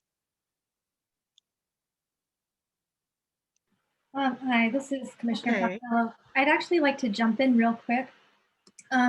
Ms. Jung Olson, I think you and I had exchanged an email about this recently. So the current truck routing tool, I think there was an issue with the map, and I think you said it followed roadway classifications and geometry to route truck traffic, from one point to another. But it sounded like the routing tool didn't take into consideration whether roads were restricted or not. Did I understand that correctly? Oh, I'm actually going back to the email. So give me 1 second.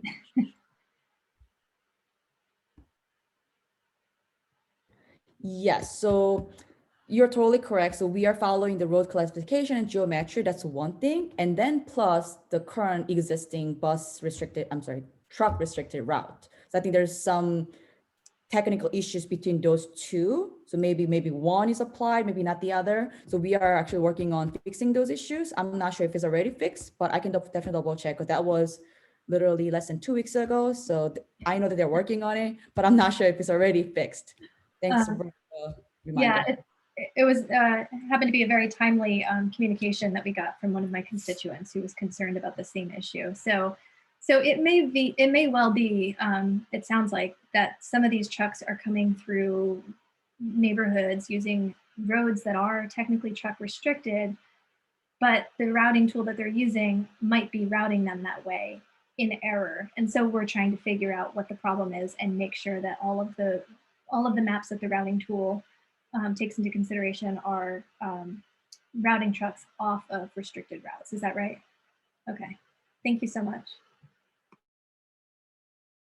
Okay, so I'm just keeping an eye on the time. We are running behind.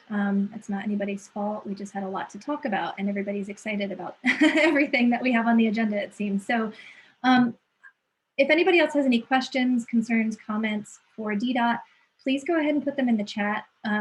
We will make sure that DDOT knows what your question is. If you know what single member district you live in, and you can also include that, we'll make sure that your commissioner is included on any communications that get sent to DDOT.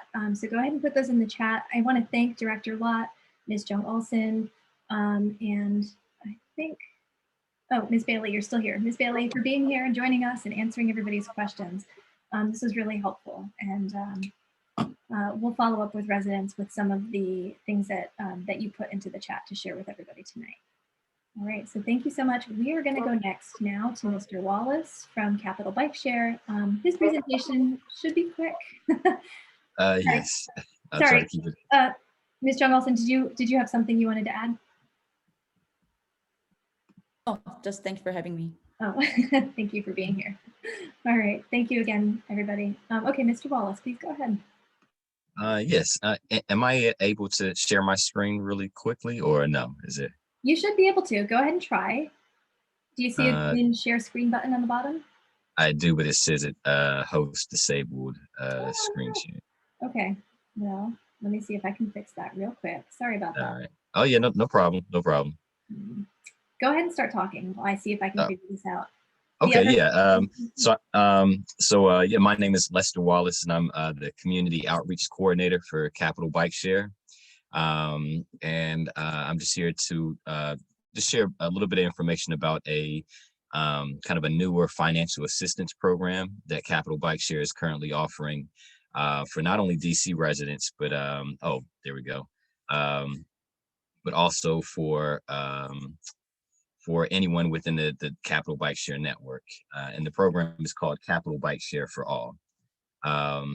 So just to just kind of run through it, Capital Bike Share offers affordable, accessible, and fun transportation options for everyone, regardless of income. And this Capital Bike Share for All program allows those who qualify for certain state and federal assistance programs to sign up individually for a discounted annual membership for Capital Bike Share.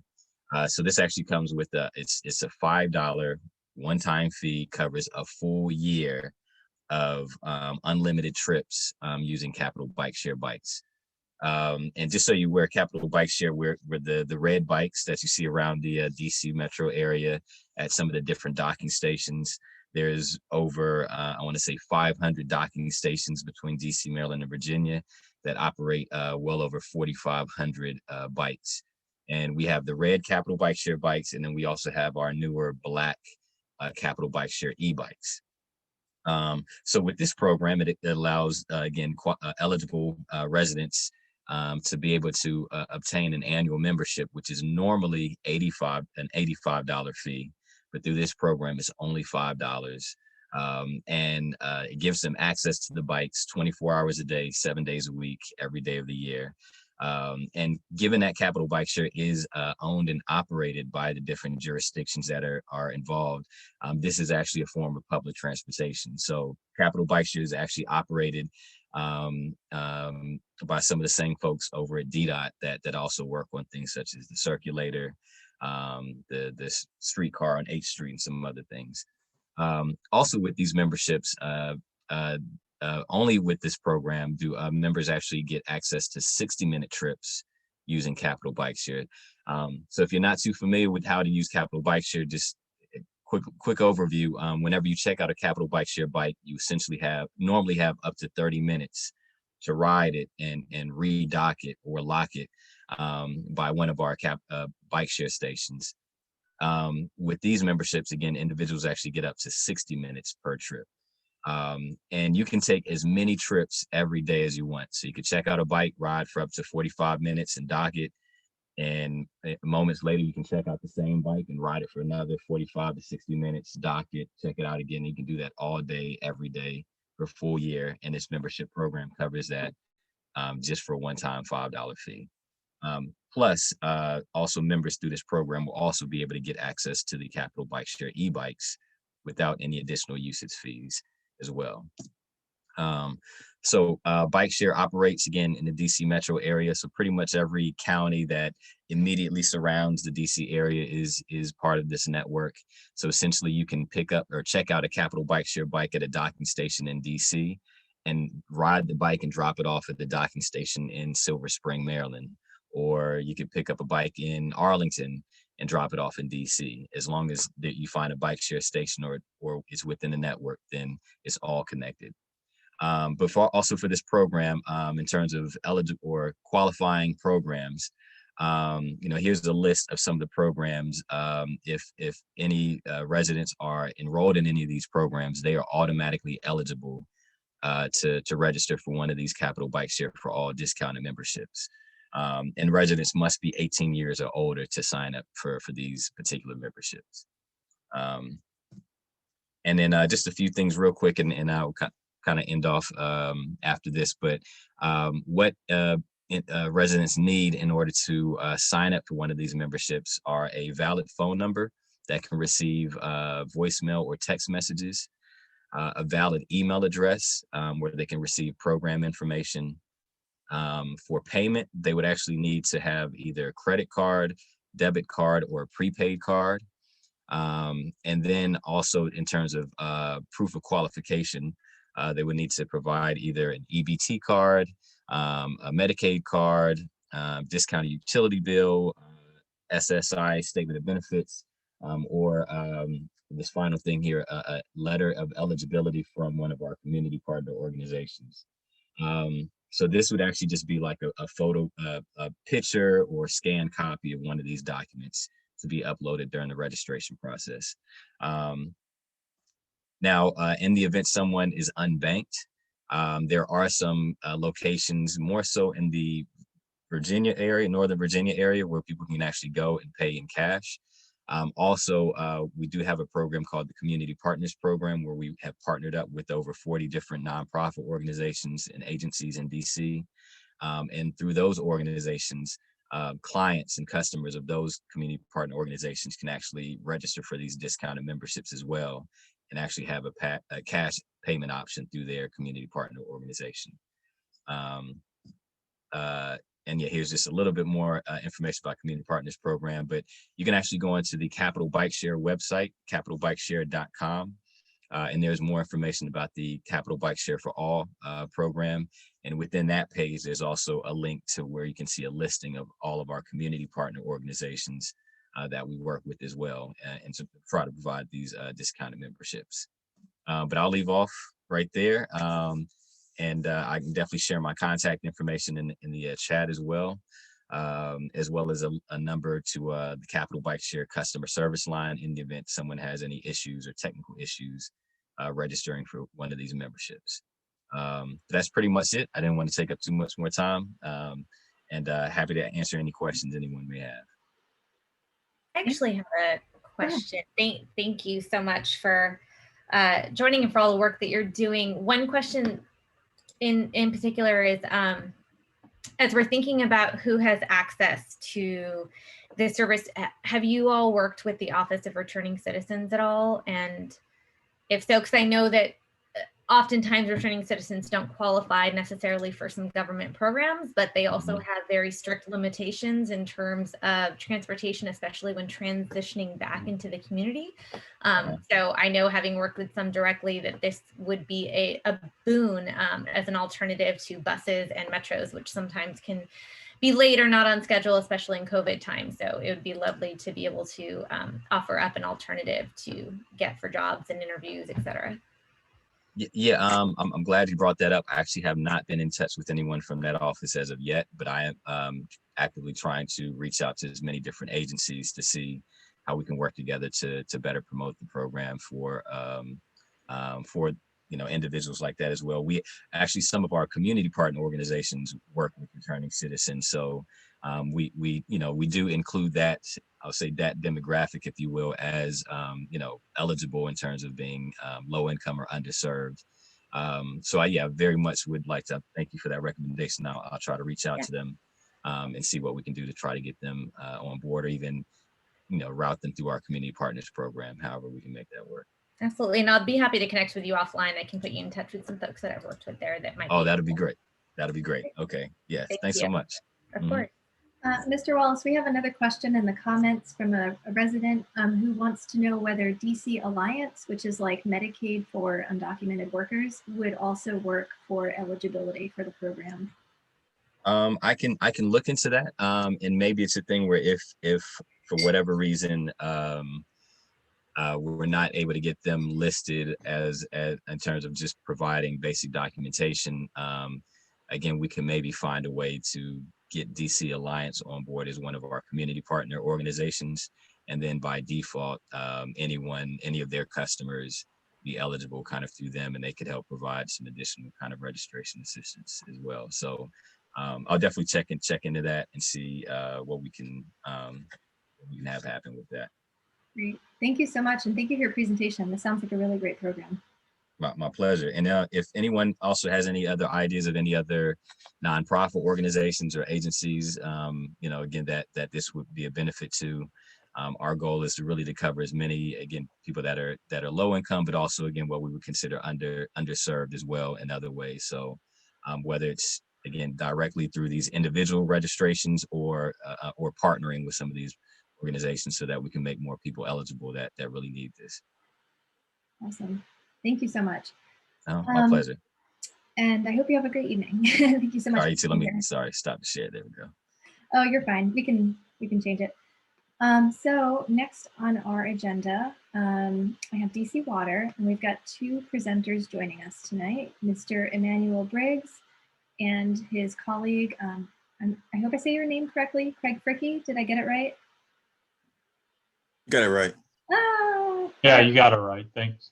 Excellent. Well, thank you both so much for being here. So kind of in keeping with our transportation and infrastructure theme, these gentlemen are going to be discussing what projects DC Water has coming up and also addressing any questions that residents might have about either those projects or generally how DC Water prioritizes which repairs to make and what the response times are and things like that. So I will mute myself and let you guys take it from here. All right, so thank you, Commissioner Costello and other esteemed commissioners on ANC 5B. My name is Emmanuel Briggs. I am the Manager of Community Outreach in DC Water's Office of Marketing and Communications. And we've been invited to talk to you, as Commissioner Costello mentioned, been invited to talk to you about infrastructure and operations. So I'm going to share my screen. Oops. Share.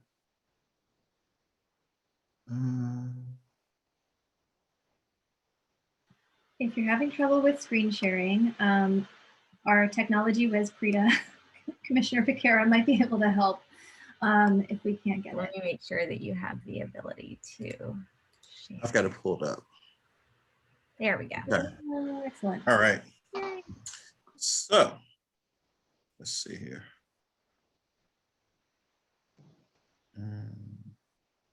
There we go. All right. So on our agenda, we're going to talk about, of course, introductions. There's myself and there's Craig. There are other subject matter experts on the line as well. So as questions come up, I will call out other folks on the line from DC Water tonight. We're going to talk to you a little bit about capital improvement projects that we're doing in the ANC 5B area, current and upcoming in the next 18 to 24 months.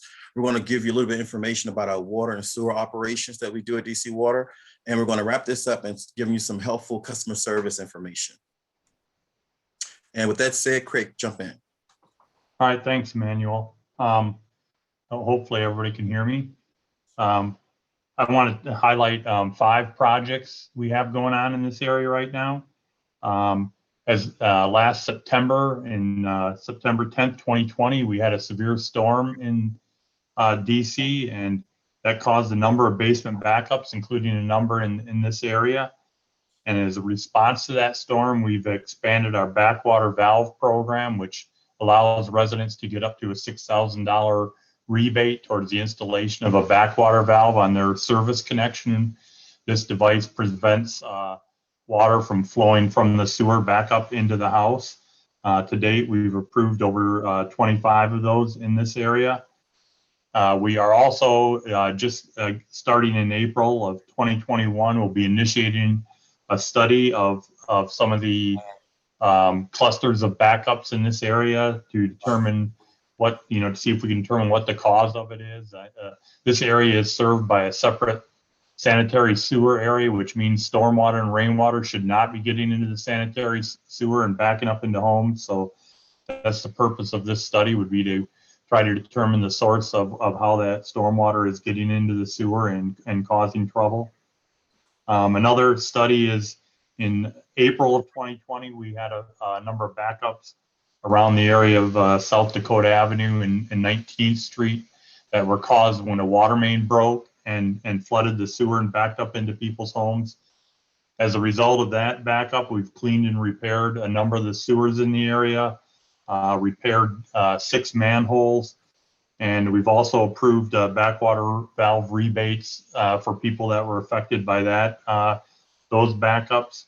And we are also going to be replacing about 2.5 blocks of water main on 19th Street and Randolph Street as a part of a nearby project. We're planning to expand that project and do those 2 blocks.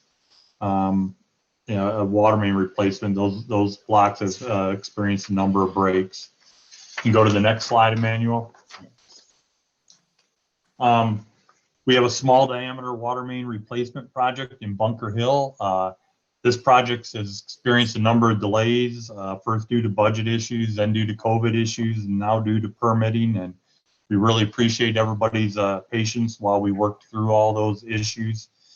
We realize having us in the neighborhood for that long is a big inconvenience, and we're anxious to get this wrapped up and get out of there too.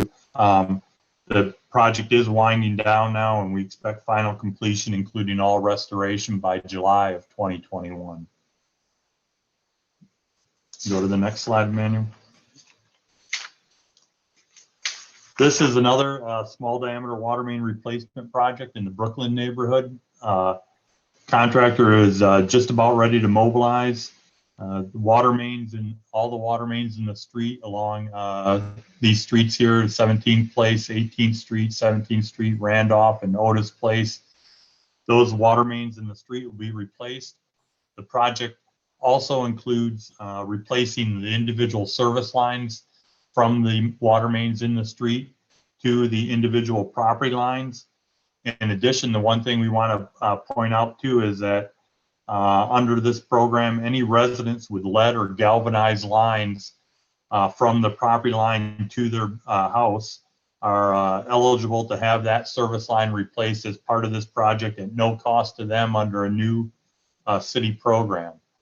In order to take advantage of that program, it is important that you sign an agreement. We need to have an agreement signed from each homeowner to take advantage of the program. These agreements will be provided to the homeowners in advance of this project. We encourage all homeowners to complete the agreement, even if they do not think they have a lead or galvanized service line, because sometimes when we're out there in the field, we unexpectedly encounter lead or galvanized lines, and if we have a signed agreement, we can just get it replaced on the spot, again, at no cost to the property owners. More information on this project, including notifications regarding project parking restrictions and water shutoffs, will be provided to the residents as the project progresses. Okay, Manuel, go to the next project. This one is a small project. We also have a small project to eliminate dead-end water main on South Dakota Avenue near Michigan Avenue. This project is a small project and will improve water quality to several homes that are currently being served on that 8-inch dead-end line. And so we expect that project to take just 3 to 4 weeks to complete, and will be done this summer. And that's kind of a summary of the projects we have in this area. Go back to you, Emmanuel. All right, thank you, Craig. So as Craig just mentioned, there's lots of activity in terms of capital improvement projects. But as you've seen, there's lots of DC Water activity all over the city. So in addition to the capital improvement work, we also have water and sewer operations that are happening all the time, addressing issues in the street, such as water main breaks, such as needed valve replacements, water leaks, all kinds of things you kind of notice in the street. Things have been reported to DC Water 24 hours a day. This is basically a slide that kind of shows you, as we get these issues that come into our 24-hour command center, these are all ranked. They're given a number according to the level of severity of that break or that leak or that sinkhole or that whatever issue you'd find in the ground. And so oftentimes, I know customers are often told, it's a level 3. So we'll be out there in a week, week and a half approximately, and they don't know what that means. So this slide, we just want us to kind of convey and kind of show the different attributes that what goes into each ranking number according to the level of severity. All right, so and generally, whenever we do water shutoffs, we are required to give you a minimum 48 hours advance notice for any planned water outages in the street, be it planned work for operations or be it planned work for capital improvement work. Unplanned or emergencies of that nature, we will sometimes provide notice if conditions allow, but oftentimes with emergencies, that leaves us little room to provide advance notice because of the level of severity. We've got to jump in right away, kind of get the work started. So we don't have a lot of window sometimes to provide advance notice. However, one thing that we are piloting is a new electronic notification system called Everbridge. And so in addition to the door hangers you may get on your doors, in addition to emails you may get from me about different water shutoffs and things of that nature, we're also doing an electronic system whereby we can notify you via email, via text message, any method of communication that we get from you, from customers. We can notify you about those different water shutoffs. We can also notify you, in addition to schedule shutoffs for the work, for tests just before the work. So what we will do every time before we do a scheduled shutoff or an emergency shutoff, we will do what we call a test shut. And that's where assessing valves in the area along area water mains. we need to see what are the operational valves that we can use to shut water off when it's time to do the work. So through Everbridge, we can notify you for test shuts and for scheduled shutoffs. All right, so this is a link by which you can click and you can provide us your information. What we are doing for this meeting and other meetings hereafter is collecting customer information so we can have in our database. So when we send out these Everbridge notifications about these test shuts or these shutoffs, we can notify you about these things. So when you click this link, and I will drop this link also in the chat box, but it's also included in the presentation, as you see, and I have provided this to Commissioner Costello, so certainly you feel free to provide this to fellow commissioners and your constituents as well. But when you click that link, it's going to show you this screen. Once you put in that information, click submit, it'll take you to this screen, and that's where you submit your information, and it's captured with us. So when it's time to do these Everbridge notifications, we know how to contact you. All right, so first and foremost, you see these purple letters here, do not call 311. So oftentimes customers will report water and sewer issues they see in the street to 311 because we are quasi-governmental. 311 is not DC Water's emergency call center. And so what happens is it will sometimes retard the process by which we get those requests. Sometimes they don't come to us at all. They may just get lost in cyberspace, if you will. So please have customers call 202-612-3400 to contact our 24-hour command center and report those issues. Also, you can contact us via the web as well, by that link as well. But again, please do not advise customers to call 311. And finally, we want to know what you think about us and what you think about our outreach efforts and what you think about this presentation and how much you love DC Water. And so this is a customer feedback survey that we are now also providing at the end of every community meeting that we attend. We invite you. We hope that you all will go onto this link and to submit a survey. Let us know what you think about DC Water. I will also drop this link into the chat box, but again, it's here on the presentation for your use. And that's it.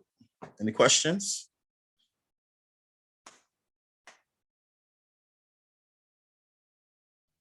There's questions in the chat. So I think we had a question in the comments. Let me scroll back and see if I can find it. You will probably notify residents of this, but the water repair project that's happening between 18th and 20th Streets near Newton. Can you will you advise residents on where they can park? And are you coordinating on that? What's the location again, Commissioner? Sure, it's between 18th and 20th Streets, and I think near Newton was the other cross street. Okay. We may need to check into that one, Craig. Yeah, that's not part of this existing project. Okay, yeah, I don't know which project they might have been referring to. There might be something on the operation side, maybe. Okay. We may need to just look into it.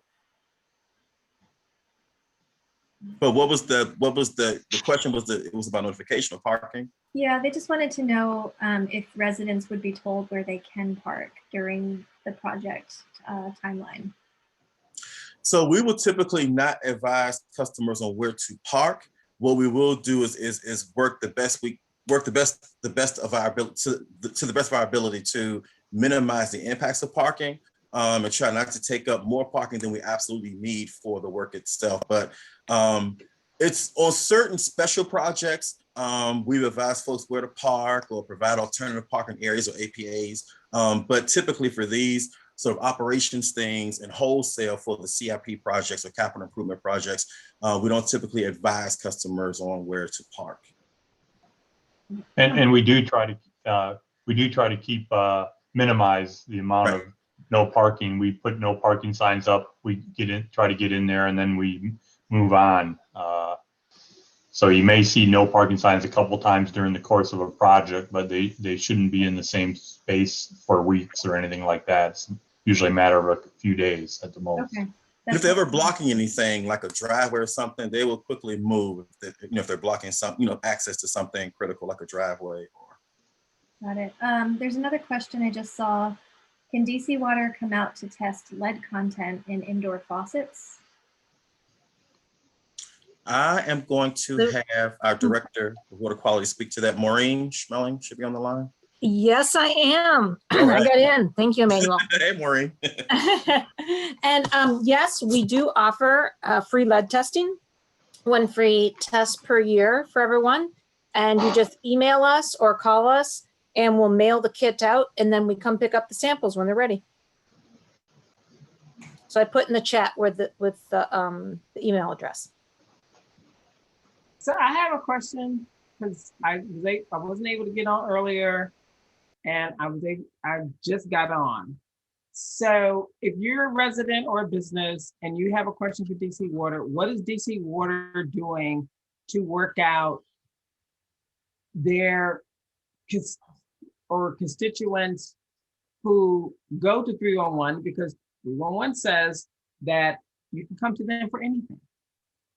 So if we can't contact you through 311, are you guys working out with 311 so that you guys can get actual information, particularly from residents as well as from business?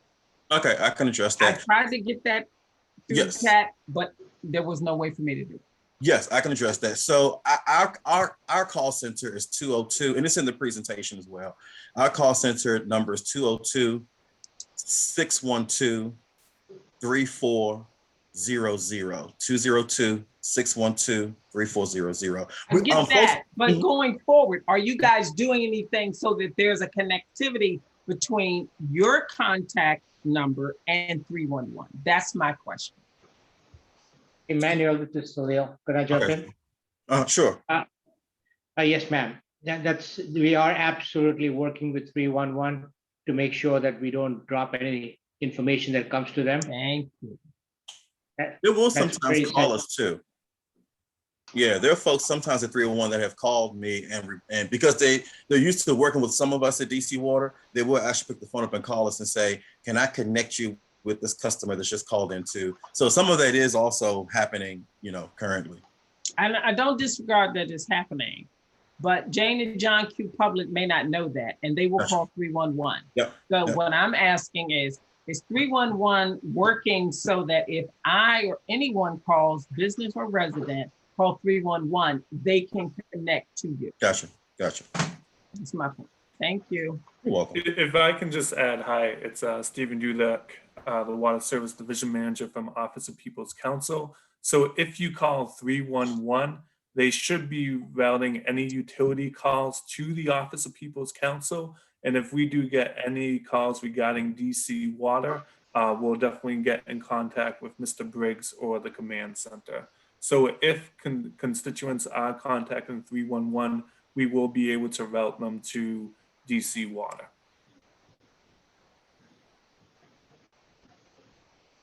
Thank you. Thank you, Stephen.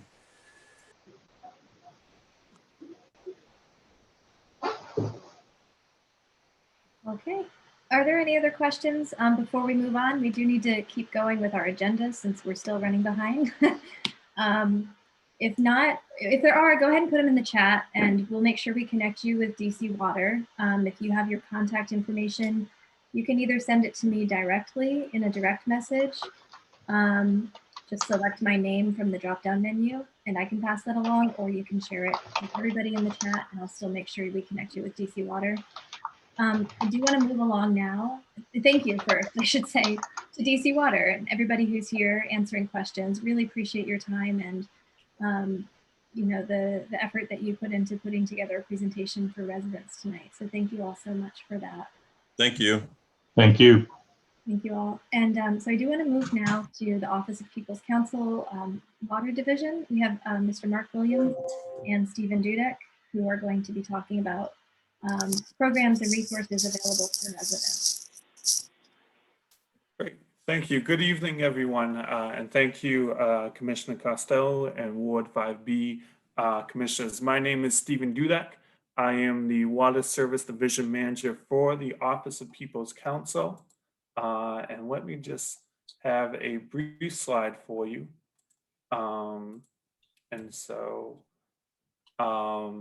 We are your utility advocates. And so I am going to turn over to my colleague, Mark Williams, who will give you tonight's brief presentation. Thank you, Stephen. Can everyone hear me well? Yep. Excellent. Thanks again, Stephen. Thank you, Commissioner Costello, community members, and all of Commissioner 5BL5. Again, my name is Mark Williams. I am the outreach specialist for the Office of the People's Council's Water Services Division. And as Stephen mentioned, we consider ourselves like the utility lawyers for DC ratepayers. And so when DC ratepayers have a grievance with the utility service providers, we are staffed with attorneys that would accompany those customers who had grievances that required what we call an administrative hearing in order to resolve their issue.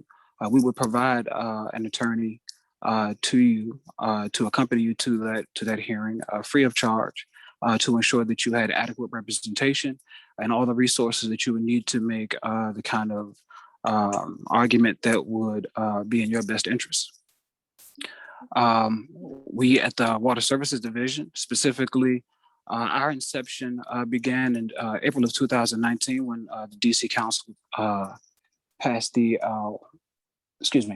Water Consumer Protection Amendment Act of 2018. That regulation empowered us to essentially begin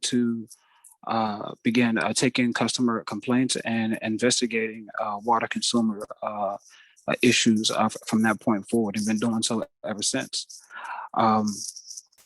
Our contact information, resources, and things of that nature can be located on the Office of the People's Council website. We are in the process of upgrading that website, but certainly we have pertinent information there that is accessible and will assist you when it comes to making sure that you have certain information that you need, as well as your rights as a consumer. But please, if you have any questions beyond whatever information that you get from our website, please don't hesitate to contact us directly because we are here to serve you. The Water Services Division is in the process of conducting our own Water Services Division event at the end of April. We're going to be sending out some promotional information, giving you some details about what that event is going to be about. But briefly, that event is essentially going to be our first, let's call it inaugural event, where we're going to provide some opportunity to do some engaging with us, some interacting with us, some information sharing. You'll have an opportunity to hear from some representatives from utility service providers, so you can get some information directly from them, as well as get to know us a little bit better in terms of what we do, why we exist, and how we can be of assistance for you. And if I'm missing anything, Stephen, please feel free to fill in. But I think that's pretty much it. I don't want to cover again too much time. I know it's already getting late. But again, Stephen, if I miss anything, please feel free. Great, thank you, Mark. The only thing I just wanted to add very briefly is just available utility assistance, water assistance programs. First is the Customer Assistance Program, which is CAP, which provides a deduction in your monthly CREAC fee. So what you may notice in your water bill, you get charged for your water usage, sewage usage, but there are also fees to protect the environment. And this program is a way to deduct those fees from your monthly bill. So I definitely recommend looking through this program or going to the online application. We will email these slides to ANC Costello so you can forward out to your constituents. In regards to COVID-19 utility assistance, especially water assistance, there's two programs. And DC Water is funding both of these programs. DC Water is ensuring that you're not falling behind. And the biggest message that both DC Water and OPC can relate to you is be proactive. If you're behind on your rent, on your utilities, please contact us so we can work with you, so we can work with DC Water to ensure that you are not behind, that you get caught up to speed and have a outstanding balance of $0. For the residential program, you can get up to $2,000, and you don't have to wait. You can keep on applying through the Department of Energy and Environment up until that 2,000 max. So if you're behind, say, $500 right now, please apply. Please reach out to us, and we can definitely assist you in applying. And then if you fall behind 6 months from now, you can reapply and get that additional money as long as it doesn't exceed $2,000. Initially for the residential program, it's been funded by the government, but DC Water has taken the initiative to make sure that program is funded throughout fiscal year 2022. And if any representative from DC Water is still on the line, if I misspoken, please feel free to chime in. They also initiated this multi-family program called MAP, which is for residential units that have 4 or more units of their property, to assist those tenants to receive a rent reduction. They receive a rent reduction if the owner of that property qualifies for the $2,000 and then makes a contract, an agreement, that if he receives that funding, he will apply that deduction or value of that deduction to the tenant's rent or cost of utilities. But it's definitely a great program if you are a tenant or a homeowner with 4 or more rental units. And I definitely recommend reaching out to DC Water about that program. And again, the only thing that I just want to add to Mark is we're very excited for our event in April. We're focusing on flood preparation. We know Ward 5 has been hit hard by the September 10th flooding, and we want to prepare all DC consumers for the next rainy season. So we're inviting DC Water, DDOT, HSEMA, DISB, climate activists to come to our presentation to talk about how citizens can be prepared, can protect their property, what government agencies are responsible for assisting individuals affected by flood, how the city responds, and it's going to be a great event. And again, that's Tuesday, April 27th from 2 to 4. If you want to make sure you receive the link, please put your email in the chat box and we can add you to our listserv to ensure that you receive the link for all OPC water related events, as well as any updates in regards to water regulation. I'll also put my email in the chat box as well. And again, if you have any water related questions, any concerns, please contact us and we can definitely advocate for you in our discussions with DC Water. Thank you, and we appreciate having the time to speak. Well, thank you both so much. If nobody has questions, I'll wait a minute to see if anybody does. Go ahead and unmute yourself if you do have a question. Yeah, I posted some questions in the And chat. this is for the Office of People's Counsel, just to be clear. This is not DC Water anymore. Yeah, no, I understand. And my question, I had a couple of questions in there about the LIHEAP program, whether you guys offer reciprocity for LIHEAP participants. So there's no for water, there's no LIHEAP, but I believe, and Mark, please add anything if I misstate anything. I believe if you qualify for LIHEAP, you should be able to qualify for the residential or for the multi-family assistance programs, or all of the programs that we spoke today. So what I recommend, Mr. Durant, if you just want to send me an email, we can follow up with Department of Energy Environment and see if we can provide you any utility assistance. Yeah, I sent an email actually to Matavos Fry all about LIHEAP, but I haven't gotten a response back from her yet. It was a very detailed explanation about the bureaucratic red tape that's involved with LIHEAP, trying to, first of all, get into LIHEAP, and then once you're in, trying to leverage that for other benefits. It's a very difficult thing for people that are low income to leverage, and I was hoping that the OPC would be the champion of LIHEAP beneficiaries. It would actually be the ones that we could go to complain about not getting LIHEAP or to help us to get LIHEAP. Are you guys working as part of your mission to make LIHEAP easier for district residents? So I would say that would be probably the main focus of our brother division, consumer service division. So if you can forward me that email that you sent to the People's Council, I can definitely follow up and make sure we get a response, because we do want to make sure it is easier for all consumers to get utility assistance that they desperately needed. So we're definitely working on that, and definitely want to make sure there's not a lot of red tape, that people get access to the funding that's needed. So yeah, so if you could just forward me that that email, and I can definitely follow up with you. And I did put my email in the chat box. I appreciate that. And one last thing I put in the question box was about the Biden infrastructure proposal. There's talk about giving millions of dollars for infrastructure, including to water and sewer authorities. So if we get millions of dollars for water and sewer, will you be fighting to make sure that DC Water gives some of that money back in terms of lowering our water bills? So we are your utility advocate. I think there's I think that's definitely in play.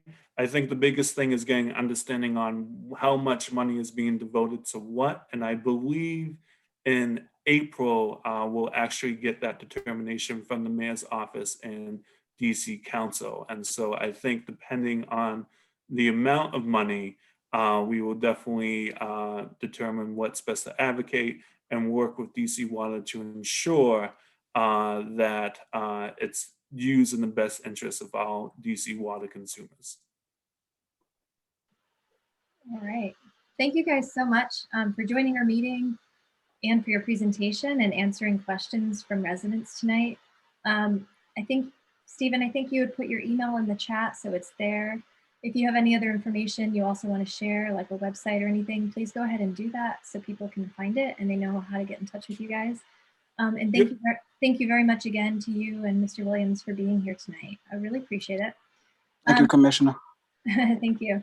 So we're going to go next now to Mr. I'm sorry if I say your last name incorrectly. Is it Acho?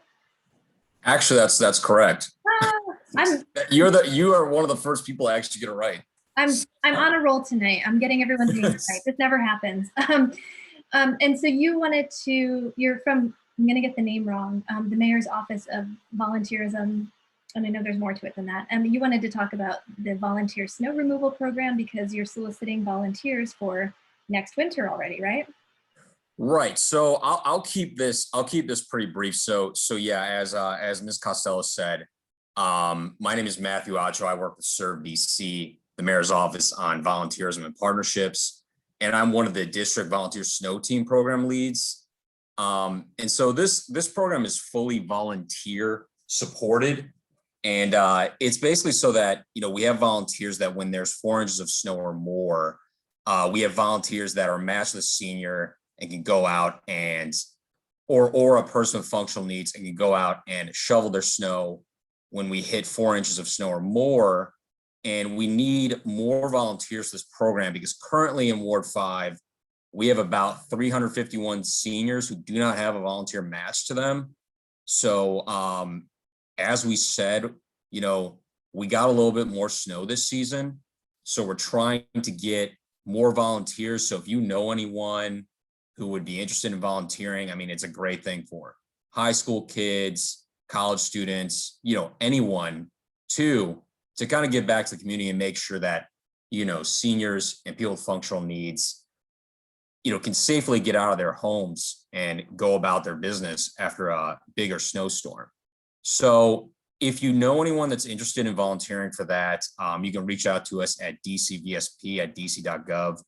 And I'll put that in the chat. And we have a PowerPoint too that I'm not going to go through on here, but I'll put that in the chat as well.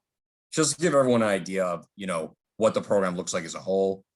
And the very last thing I was going to throw out there is, so Serve DC, we do a lot of things throughout the DC community. And one of the things we do, my colleague Prim does, is the community emergency response team. And they basically train people to help neighbors respond to emergencies. And one thing they're doing tomorrow, which is kind of interesting, and I'll put the information for it too, is in honor of Women's History Month, They're doing a brown bag lunch and learn on women in emergency management, and it's aiming to amplify women's voices and leadership and career experiences in emergency management to create pathways and possibilities for future generations to careers in emergency management. So I can put the RSVP information on there. I think it'll be a good session, but there's a lot of things that we do. And that's kind of like what I wanted to throw out there for tonight. But yeah, I can, I'll put my information and the DC VSP program's information in the chat. And that's essentially what I had, but please, you know, we definitely need more volunteers for this next snow season. So please do, if you know anyone, you know, let's, we'd like to see people get signed up. Hey, Matthew, this is Renee McCray. Does the program offer transportation? Because I do know kids, but they don't always live in areas where seniors need it the most. So yeah, I can answer that question. We usually do is we don't want our volunteers to be, you know, driving to the place they're shoveling for their own safety. So usually we do it within walking distance of their home. So usually at like something like 5 to 10 minutes. Okay. Walking distance, but yeah. Yeah, the challenge is that a lot of places where seniors need it, there aren't a lot of younger people. Yeah. Yeah, so I mean, we don't currently offer any transportation options for that, but we do our best to get people, you know. Well, no, I wasn't suggesting that you all did, but DCPS might be able to assist in that. That could be interesting for us to look into. I appreciate that suggestion. Okay.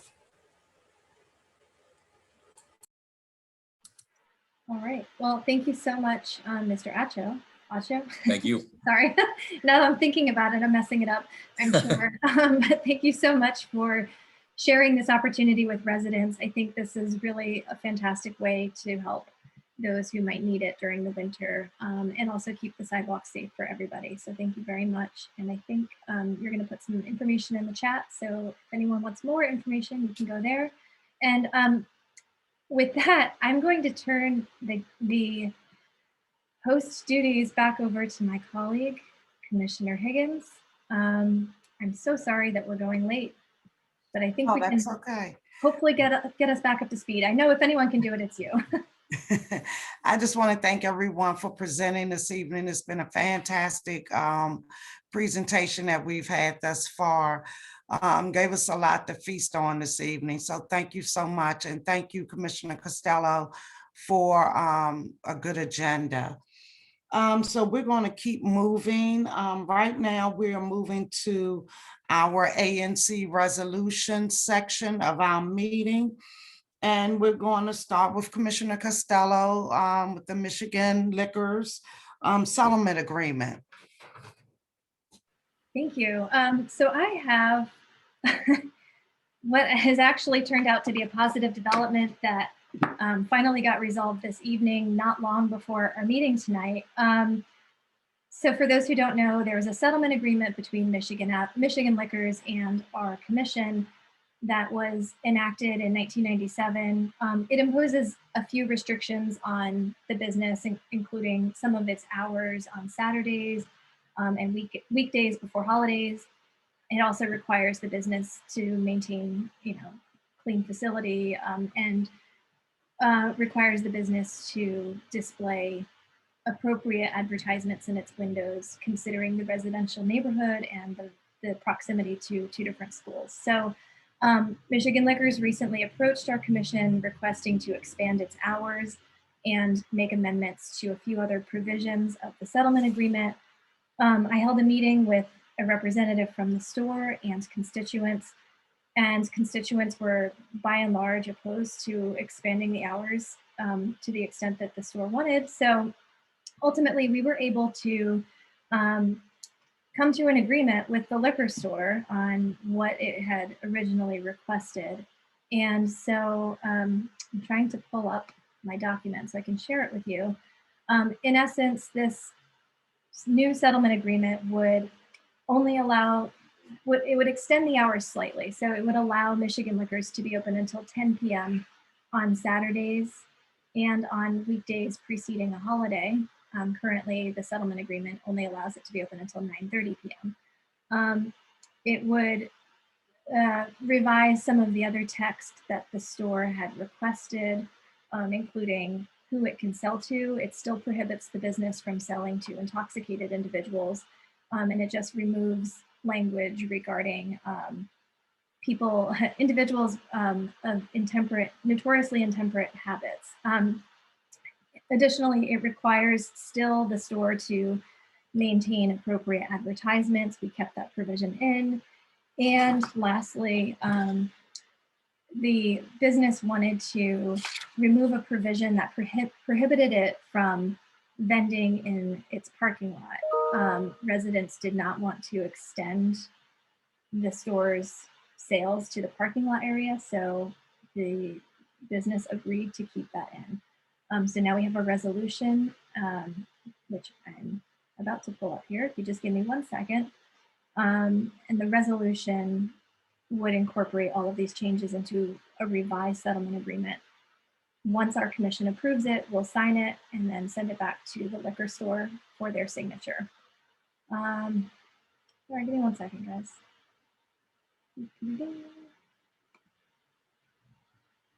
Now that I've got Zoom going, everything else on my computer is super slow.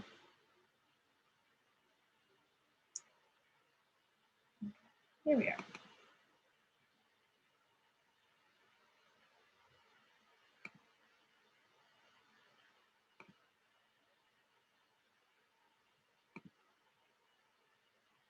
Okay. So this is the text of the resolution, if everyone can see it, who is on video. The resolution just provides some background to this matter, and the revised voluntary agreement essentially says what I just recited for you. But I'm going to scroll down to the relevant provisions here so everyone can have a chance to take a look at it if they wish. If you have questions, now is a good chance for 5B05 residents to ask any questions they might have.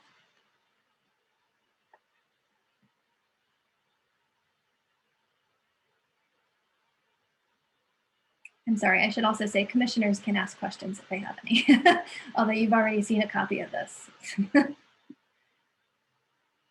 Okay.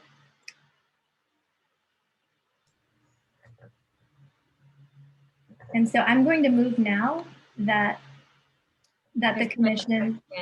Sorry, Colleen, I'm sorry, go ahead. No, I was just going to highlight there was a question from Dan on the chat about, can you summarize the key differences from the old agreement? Yeah, so let me see if I can pull up that document so you can see what it would look like. Let's see.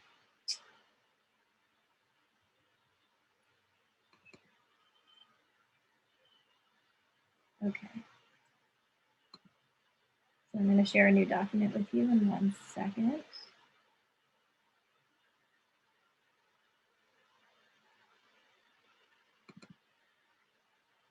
Okay. So this document that you're looking at right now shows what the original text of the settlement agreement looked like. The strike-through text represents what we agreed to eliminate from the original settlement agreement, and the new text in red shows what we agreed to add to the agreement.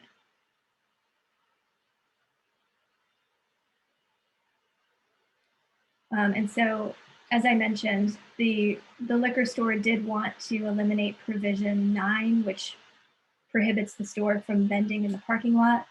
Residents said, no, we don't want to eliminate it. So the business agreed to keep it. The business also wanted to amend provision 10 regarding what kinds of advertisements were permitted in the windows. Residents did not want to amend the text as proposed, and you can see what the amended language is. It's struck through at the bottom there. So we kept the original language for provision 10. So the only substantive changes are in provisions 1 and 2. Provision 1, we just eliminated the individuals of notoriously intemperate habits language. And provision 2, we added a minor adjustment to the closing time for the store on Saturdays and on weekdays before public holidays. So that's it. Are there any other questions? I'm not looking at the chat, so Commissioner Piekara, if you see anybody else in the chat who has a question and you don't mind reading it, that would be great. Not a problem, no question. Dan said thank you. All right, you're welcome, Dan. Okay, so with that, I'm going to move that the commission adopt this resolution. I'll put the resolution back up so you can see it. Find it again. Okay, a motion has been placed on the floor. Is there a second? I will second it. Okay, a motion has been placed on the floor and seconded by Commissioner Piekara. Call for the vote. All those in favor of the Michigan Liquors resolution and the changes to the original amendment, state aye. Do a roll call, please. Like a roll call, is that correct, Then Commissioner? do a roll call. Yes, ma'am. Commissioner Carley, Yes. Commissioner Higgins, Yes. Piekara is a yes. Commissioner Amin, Yay.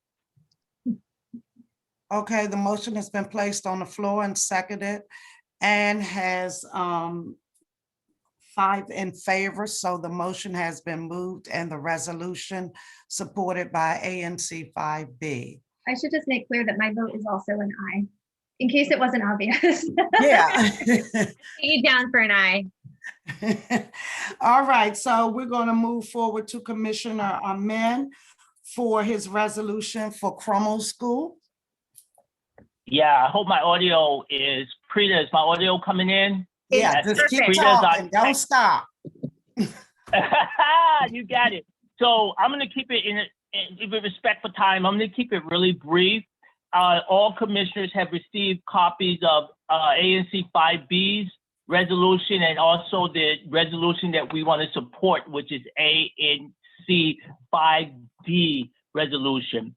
And the summary of the resolution is a resolution to support ANC 5D resolution on the renovation of historic Carmel School, which was presented and passed on November the 10th,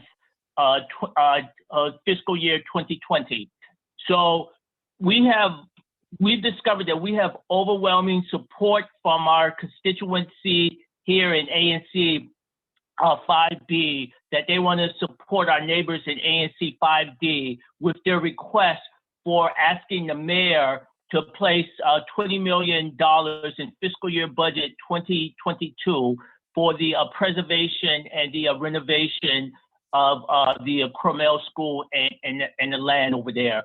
And I think that we're going to get all of this up on the website. So if anybody wants to actually look at all the resolutions together. But do we have any questions from the commissioners at this point? Yes, could you read the actual resolution since you're unable to share it so everyone will know what it is? I can share it. Would you please share it? We can pull it up. Can you share Prita? Thank you. Give me 1 second. Get it up. Unless you have it handy, Colleen. I am looking for it right now. I have it right here. So let me just give it a read because it's really short, neighbors. Okay. So I read a resolution to support ANC 5D resolution on the renovation of Carmel School, which was presented and passed on November 10th, 2020. Whereas ANC 5B, in a show of solidarity with ANC's community groups, Ward 5 constituents, residents, and leaders to join the Ivory City community in this campaign to call on Mayor Bowser to put $20 million in the fiscal year 2022 budget for the renovation of the historic Carmel School.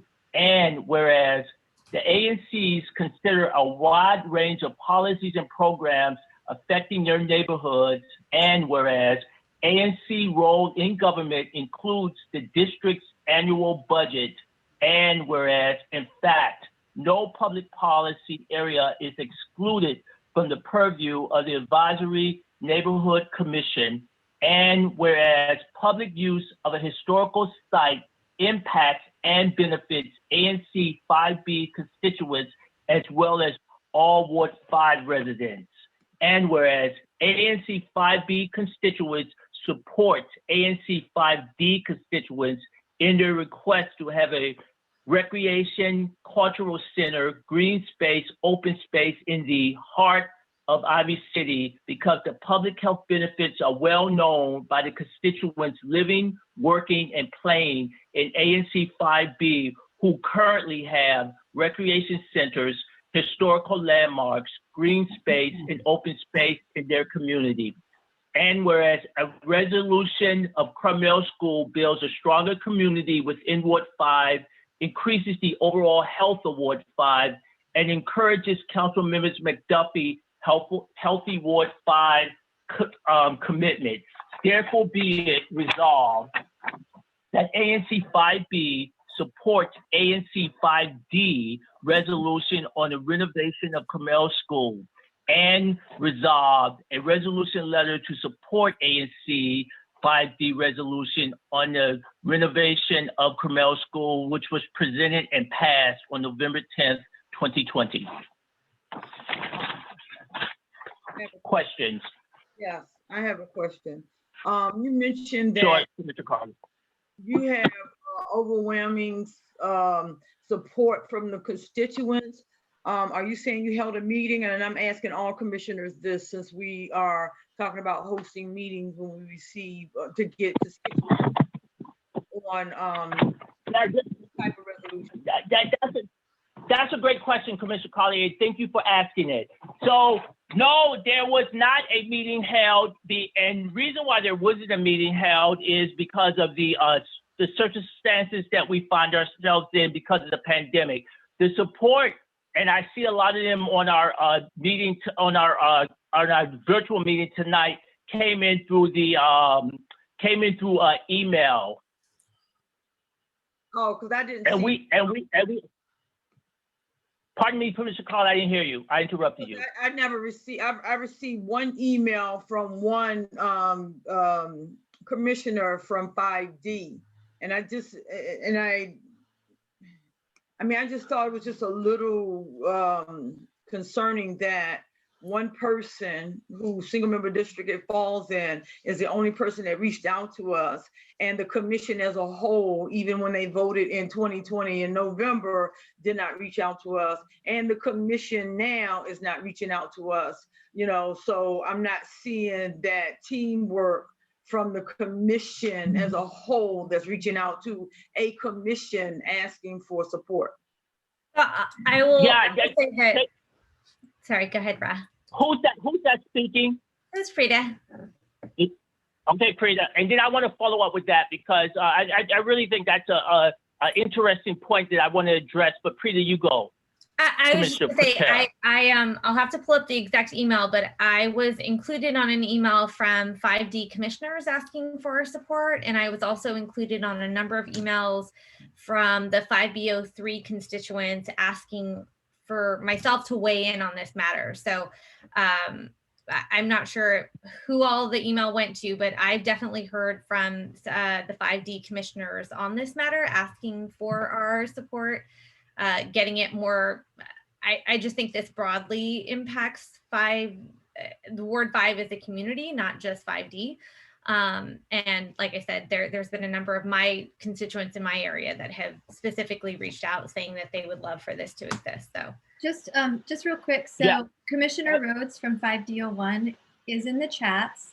She thanked us in the chats for supporting this, and she did email everyone in our commission on March 22nd, encouraging our support for this resolution. So we do have their kind of. And I have to provide those. I second that as well. I received a number of emails as well in reference to it, as well as more today in between the other emails I received.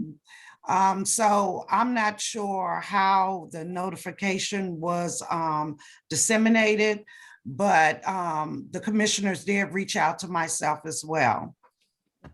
Right, and here's the thing. I want to make this perfectly clear, and I want this on the record. This came before us in November of 2020 when this when when 5D resolution was first passed, I presented it to ANC 5B in November of 2020. No commissioner that was serving ANC 5B replied to the email.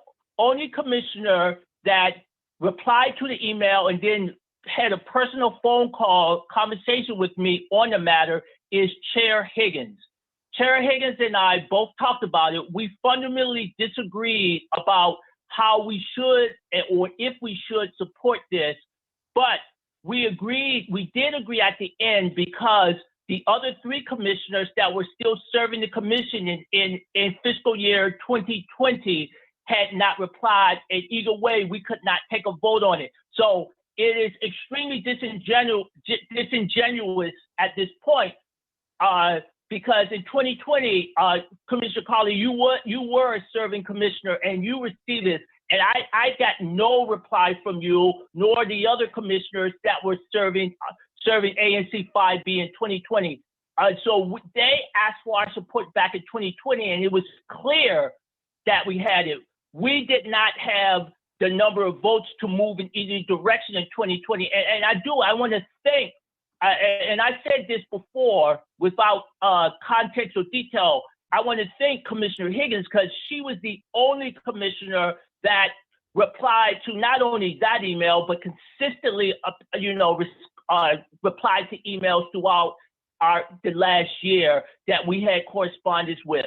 So, and the community should know that. And also, Commissioner Carley, I have received several emails from your constituency on the matter. As a matter of fact, I see a few of them on this call tonight that asked us to support this because they know that I have been working on this since 2020. And when I asked them to reach out to you, Commissioner Carley, they said that they had not received any reply or response from you when I instructed them that's the route they needed to take. And they said that's why they felt most comfortable at that time reaching out to me. And so then I instructed that all constituency reach out to their individual commissioners as well as me as we moved forward.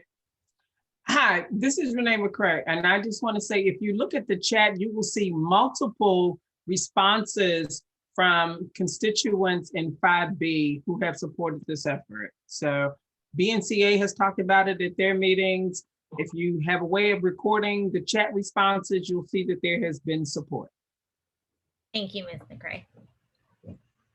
And just to be clear, in case someone gets confused about the fiscal year, Commissioner Costello and Commissioner Piekara were not, they were commissioners-elect. They were not serving in November 2020 when this was presented in front of, when I put this out there for the commissioners that were still serving in November 2020.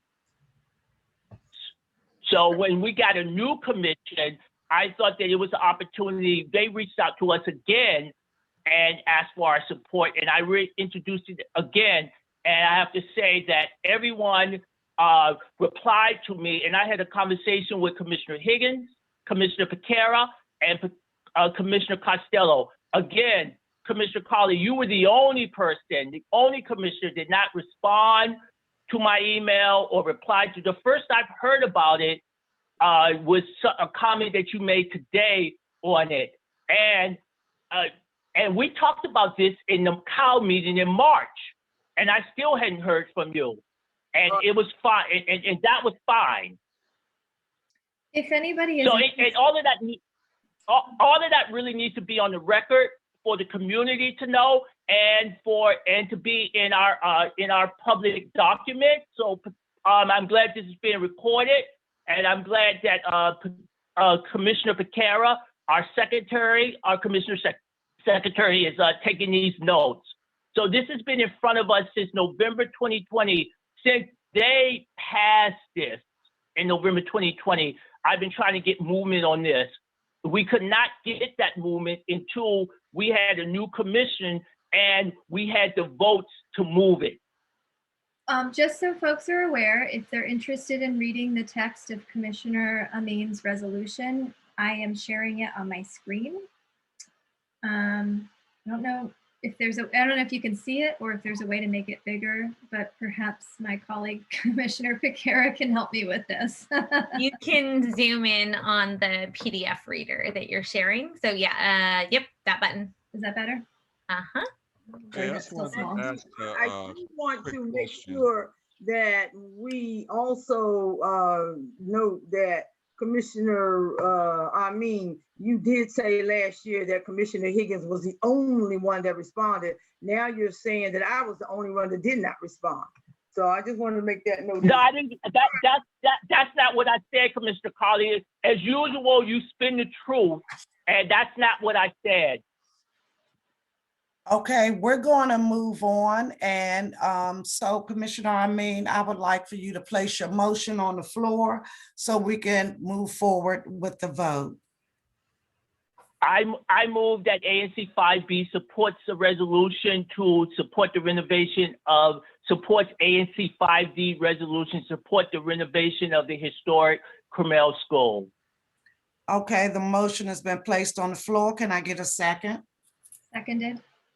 Okay, the motion has been placed and seconded. Call for the vote.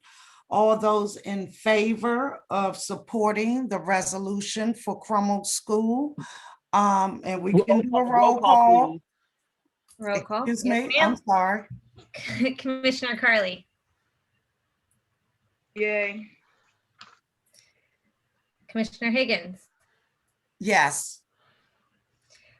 Kara is a yes. I'm assuming Amin is a yes. Yes. Commissioner Costello. Yes, thank you. Okay, the motion has been placed on the floor, seconded and approved unanimously. So let's move forward with Commissioner Carley. Okay, For so I BZ have, application number 20444. yes, I have a visa request, relief for rear yard. 25 feet is required,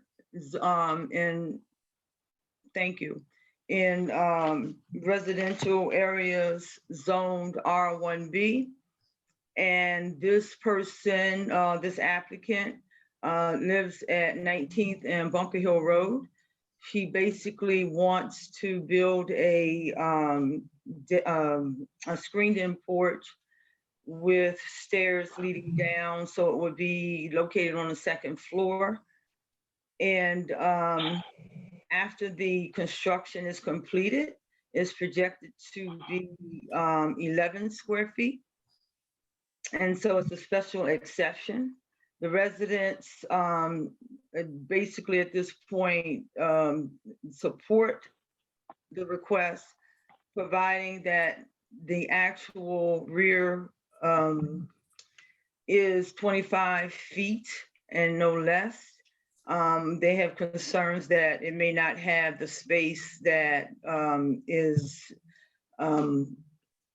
that she's basically saying in her application that it's 25.3 feet. So I'm asking the ANC Commission to support this request, providing she has the 25 square feet in her rear yard.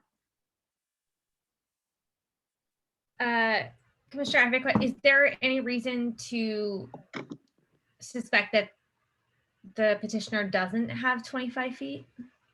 Because actually it was built in what you would say is a side yard, the house, the structure that's there now.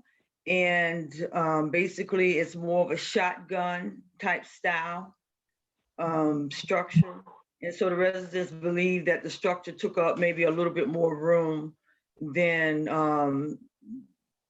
it allows, and maybe it might be a little bit smaller than the 25 feet. So we're just asking Visa just to ensure that it is the 25 feet. So once the structure is completed, then it would be 11 feet, 0.3 inches and 11.3 and not 8 or 9, where it's more closer to the alley. on the setback would be closer than, to the alley than projected. Thank you. So I would like to put the motion on the floor to support the visa request. Again, providing that there is 25 square feet.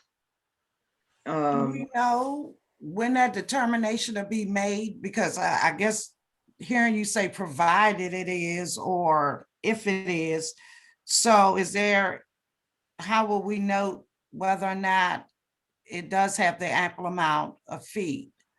A representative for this particular application will have that available April 9th, I believe.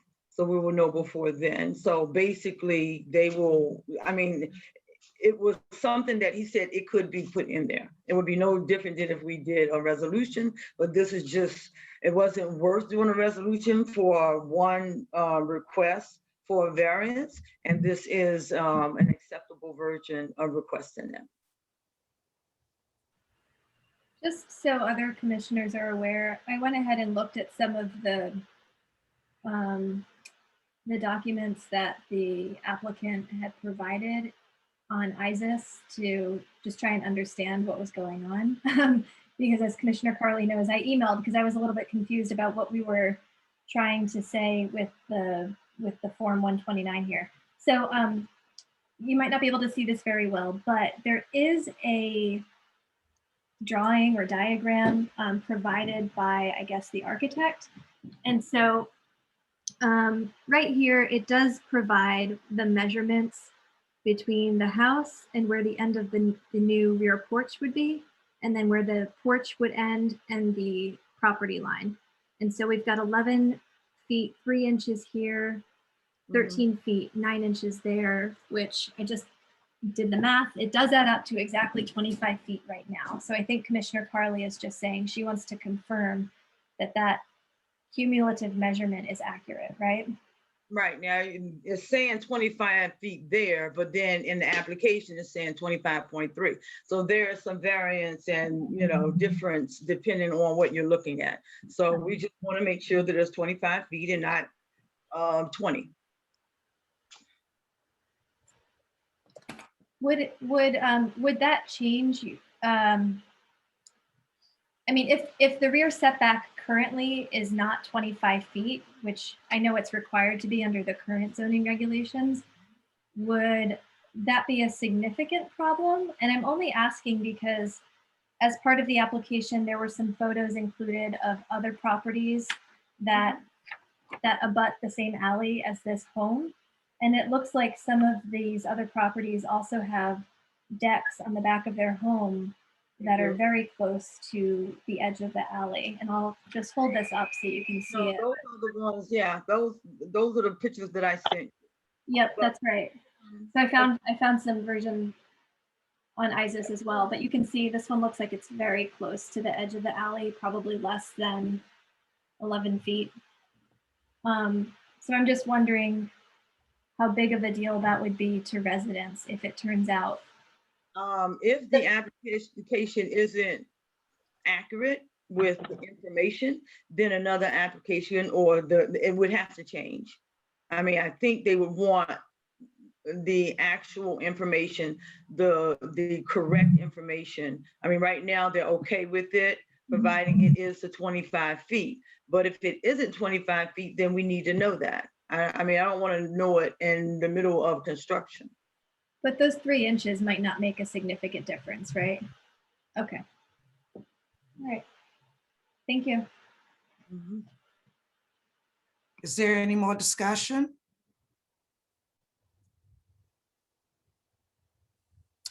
Okay, Commissioner Carley, place your motion on the floor, please.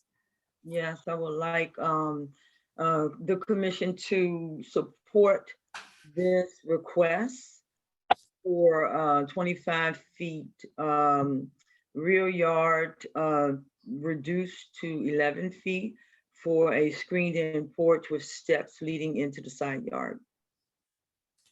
Okay, the motion has been placed on the floor. Is there a second? I'll second it. Okay, the motion has been placed on the floor and seconded. Call for the vote. All those in favor of accepting the resolution, the BZA application for 20444, say aye. Roll Aye. call, please. Commissioner Carley, Yay. Commissioner Higgins, Yay. Commissioner Piekara is a yay. Commissioner Amin, Yay. Commissioner Costello. Aye. The ayes have it. Okay, the motion has been placed on the floor. It's passed unanimously, and we are off to our next item. On our agenda, Commissioner Carley placed an item on our agenda for the comprehensive plan. We received the information from Commissioner Carley at 12 midnight and 2 a.m. this morning, which did not give the team ample time to go over the information, nor was the single member district commissioner informed or updated on that information. So we will not be placing that information up for a vote tonight. What we will be doing is having a single member district meeting on March 30th at 6 p.m. I am gauging my 5BO2 community and those most directly affected, so I can get a sense of what the community is looking for as far as amenities, what their insights are in terms of the properties. And then at that time, we will take a vote, and I will bring all of that information to the commission. And at that time, we will have a special meeting. As I stated at the beginning of the meeting, that was my edit for the agenda. Commissioner Carley, you have a question or statement? I understand that was your edit in the beginning. However, I just want to point out something that everyone needs to understand. Just because you host a special meeting does not necessarily mean that there is going to be a quorum so that you can have a vote. So I'm hoping that someone makes some commitments to say that they will attend that meeting so that there will actually have a vote that particular day when it's scheduled. I thank you so much for your comment. I have heard back from everyone except for you. So that means that 4 people will be in attendance at the special meeting. Oh, well, I must be missing my emails, and I swear I did not see that request, honestly. I did not see that, so I must have missed it. I didn't see it. But I also want to point out, because you keep saying about your single member district, I just want you to understand, this is just not about Howard University. This is about 5B that's going on, all over, and then the zoning, relief that they're trying, or the zoning restructuring that they're trying to do in 5B. Yeah, I thank you for that comment as well. Yeah, I thank you for that comment as well. But in terms of just what you stated, referencing just not what's going on in my single member district, but they also have properties which is in 5B05 as well as 5B04.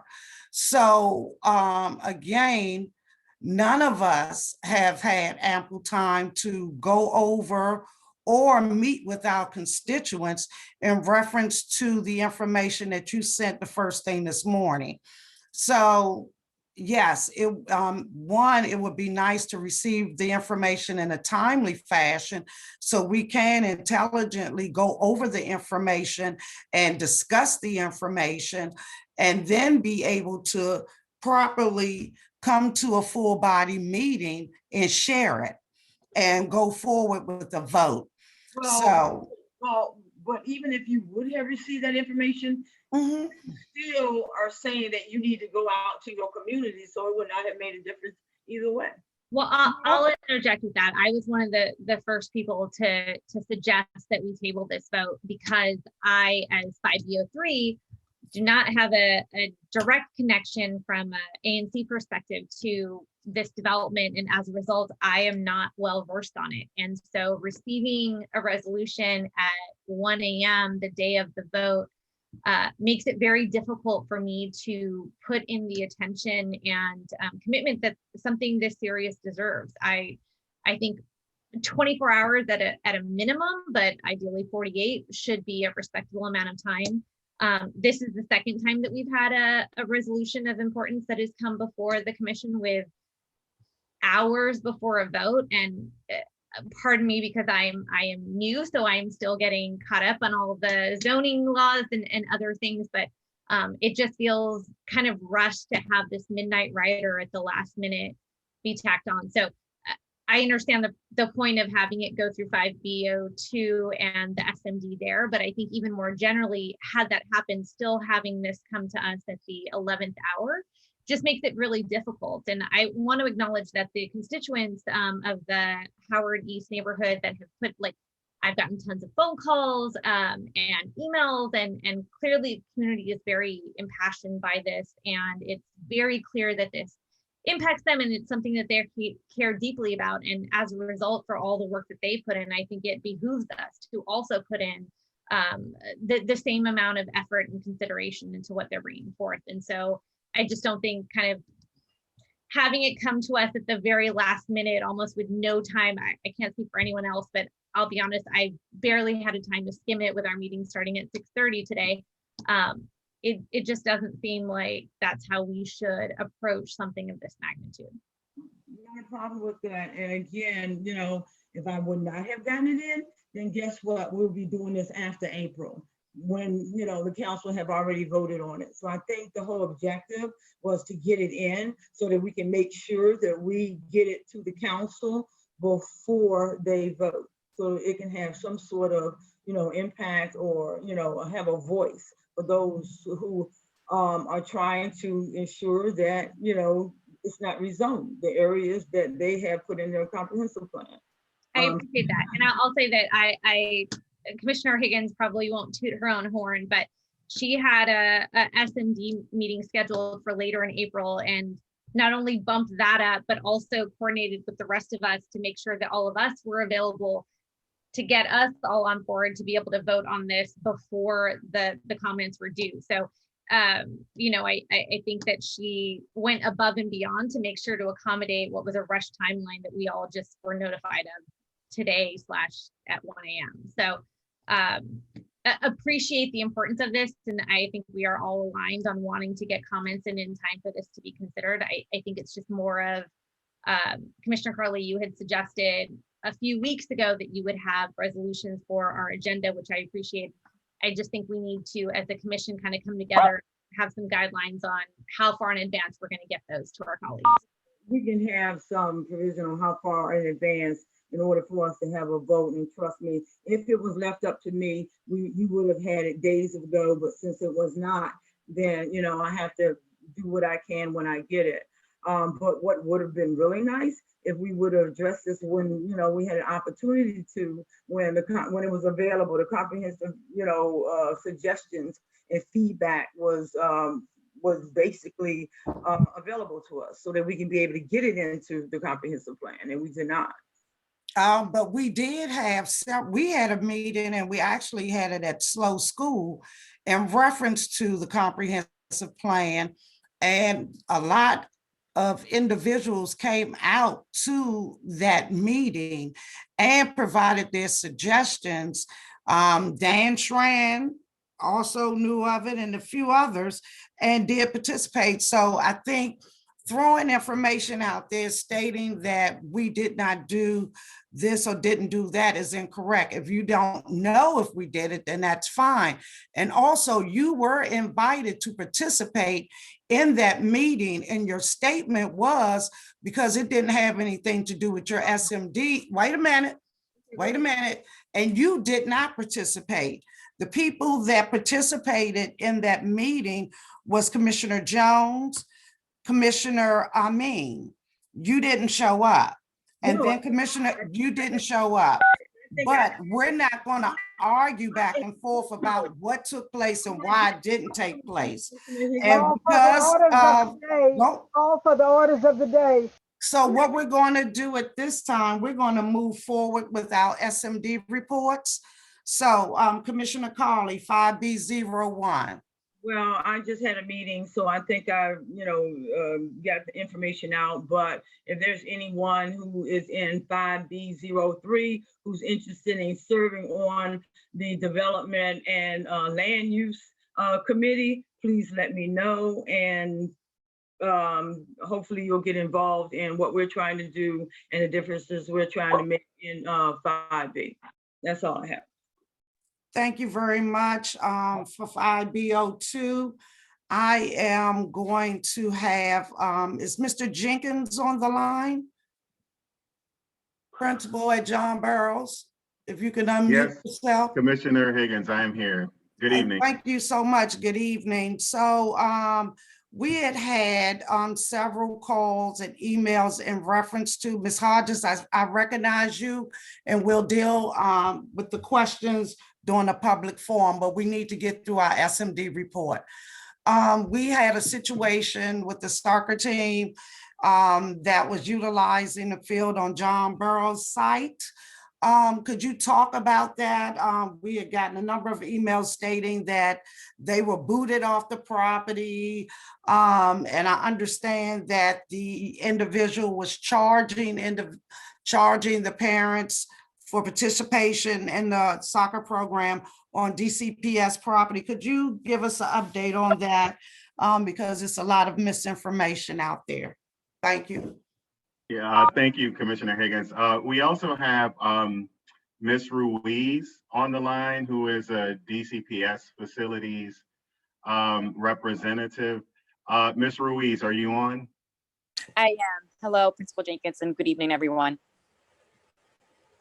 So yes, we had the situation with the soccer team that came to the field, and the actual activities with the soccer team went on for months, and we got notification from DGS that the application process for the soccer team, you have to go through the facilities use building agreement.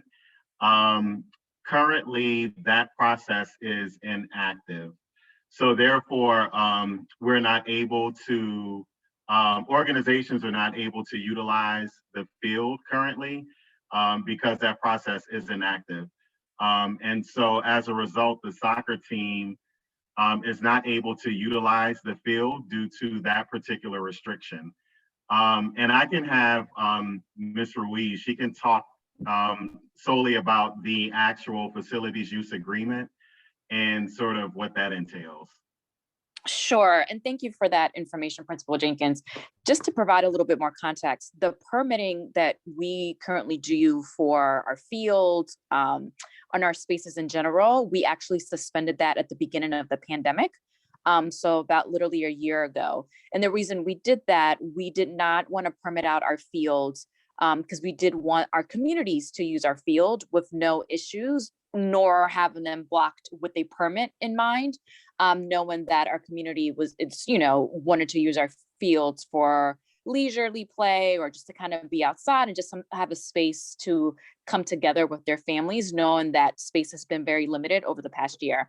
My understanding of the situation is that that particular organization, without the proper building permit, so there's a building use agreement, and within that there's a permit to use the field. They never submitted a permit, and unfortunately they couldn't have because it's suspended for now. That they have been operating their sort of organization and business without the proper approval, insurance information. There's a cost associated with using our facilities. So just kind of want to, circle back and hone that in for a second. We, of course, are working on being able to open up our permit process for later in the spring and the summer.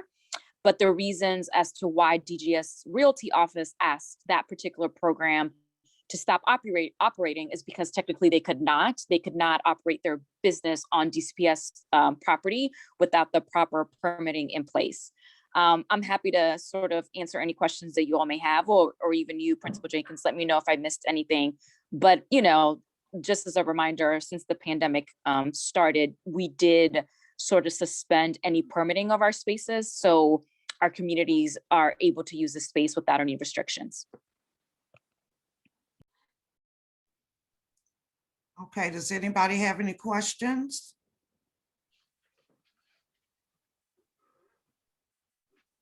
All right. I thank you, Mr. Jenkins. Thank you, ma'am. I really appreciate you both coming on and discussing that particular program and what has actually taken place on the property.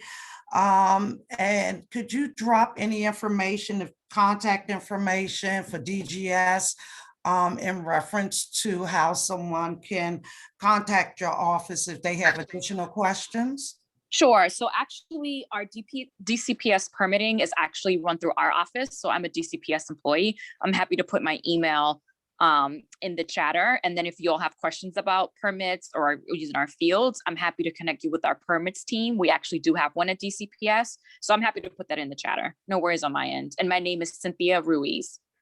Thank you, Ms. Ruiz. I really appreciate your time this evening. Thank you, Mr. Jenkins. Absolutely, no worries. My pleasure. Have a good night. All right, have a great night. Okay, SMD 5B03. Hello. No major updates other than we are going to have our first SMD 5B03 meeting on the 31st at 7 p.m. That information is on the website. I'll also link it in the chat. I apologize to everyone that it took me a couple of months to get up and running, but hopefully we can do now. I solicit the community's feedback on things they want to discuss for this meeting. As I mentioned earlier, I'm going to have Lashonia from Cure Our Streets, as well as someone from the Council for Court Excellence. Both are going to be focused on violence intervention programs and ways for us to engage with the community and hopefully prevent violence before incidents occur and try to alleviate the pressures on MPD. And so any preventative measures that we can implement and rally around in our community are going to be really the prime focus of this. But I welcome everyone to come join the meeting.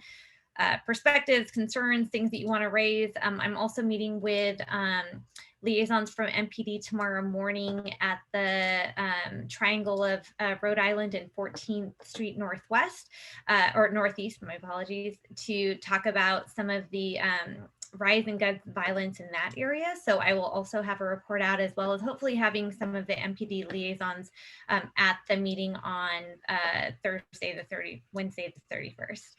We have so many meetings next week that I'm getting them all confused. But if anyone has questions or things that they'd like to raise or have seen on these meeting agendas, please let me know. But that is it from my end. Thank you so much, Commissioner Piekara.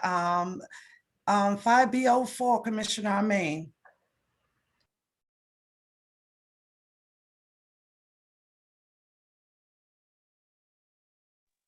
Commissioner? Okay, we'll just go to Commissioner Costello and then we'll come back to Commissioner Amin. All right, I actually don't have anything to add today. I've been in touch with residents quite a lot the last week or two. I got to meet some really great people during our cleanup last Saturday. So I'll bug you guys with any updates I have to share via email. So I'll leave it at that. Great. I'm here, Chair Higgins. Can you hear me now? Yes, sir. Hello. All right. Yes, thank sir. you. I have to get used to using my phone. Okay. So for the record, the balance in ANC account is $7,325.59. All invoices are current.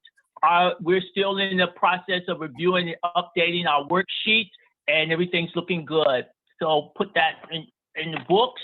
And also to Commissioner Chair Higgins' comment that 5B04 constituents. I did not attend. That was a special meeting in January 2020. It was called later and I had a conflict in schedule, but 5B04's comments were submitted separately to the DCOP, Office of Planning, and to Council Member McDuffie's office. And our comments were, the comments that I presented was basically around the Reed Street project and the 901 Monroe Street project. And I took those comments directly from the people that actually I met with. I held several meetings and I met with them and passed their comments on. So a lot of the concerns that have been expressed in this resolution have been forwarded to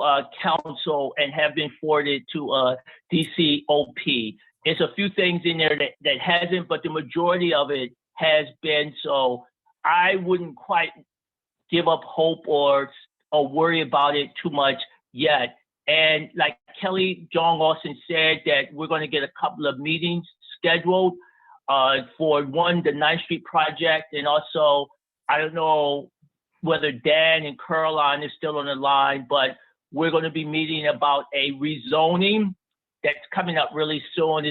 And a residential going to a mixed use. It's going to start out as a smaller meeting, then move into a S&D meeting, and then move into a larger meeting from there. So stay posted. All of that will show up on my website. So all those that want to be involved in those series of meetings, you will have the opportunity to sign up and attend. And that's it for 5B04.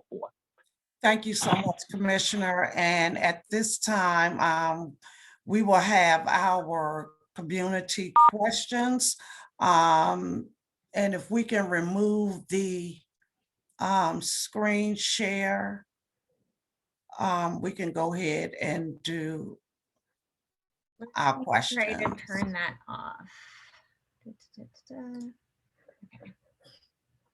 Let's see if I can pull hers. That's not my screen share, but let me see. Okay, well, we can just, okay, let me go ahead and call on Ms. Hodges. She's been waiting patiently to ask her questions. Please unmute yourself.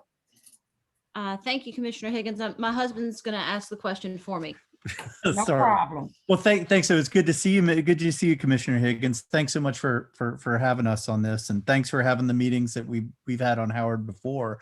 I just had a quick question on the single district meeting that you're going to have where you want to have the vote. I wondered, because I've not participated in sort of a vote at these meetings before. Could you explain what the process is and like how who gets to vote? How do we get to vote? And then how do we, in verifying addresses, et cetera? Okay, so this is a new process for all of us, so I'll give you that.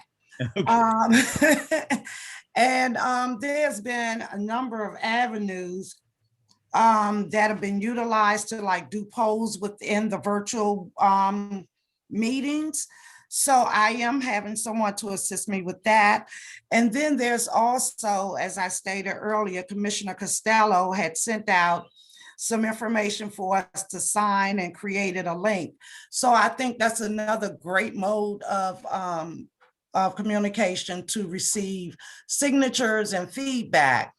And then someone had also asked about how will we get our elderly population and others informed and that they're able to participate.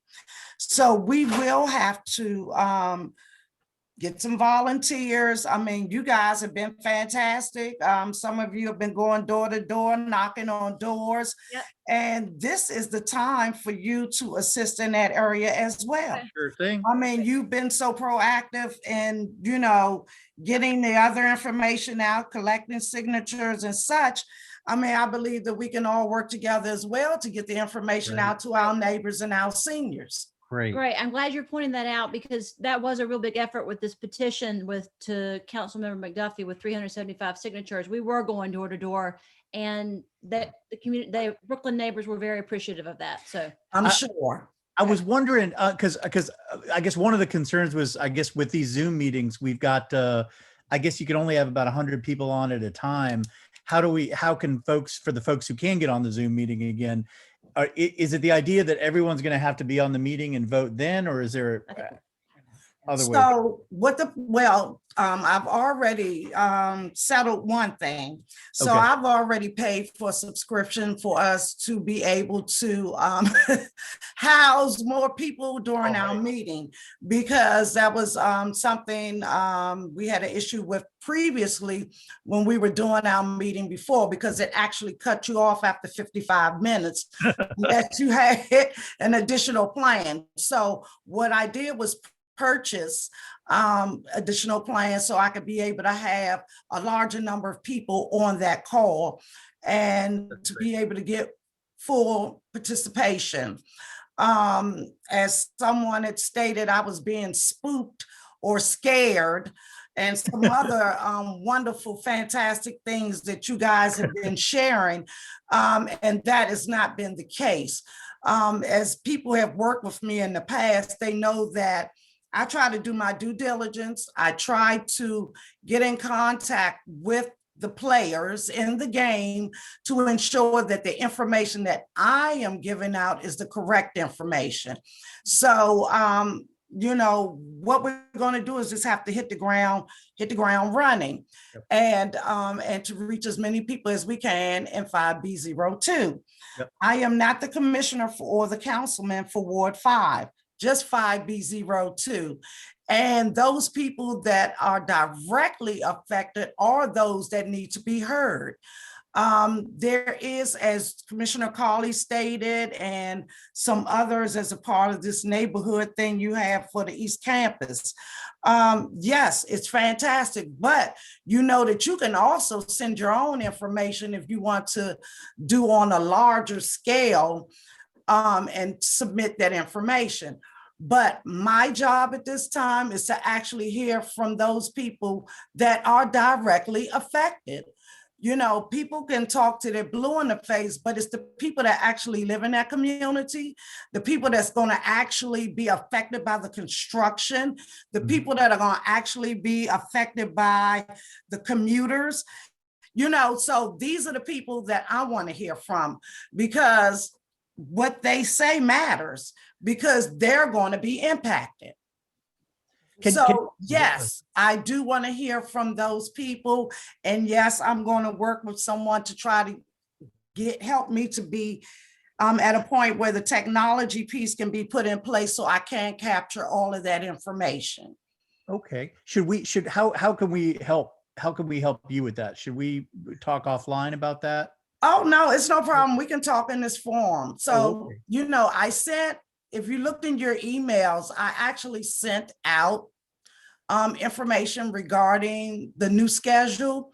And what I tried to do is to ensure that I met that deadline. And according to the committee of the whole contact person, Evan Cash, he stated that the drop dead deadline would be on the 5th.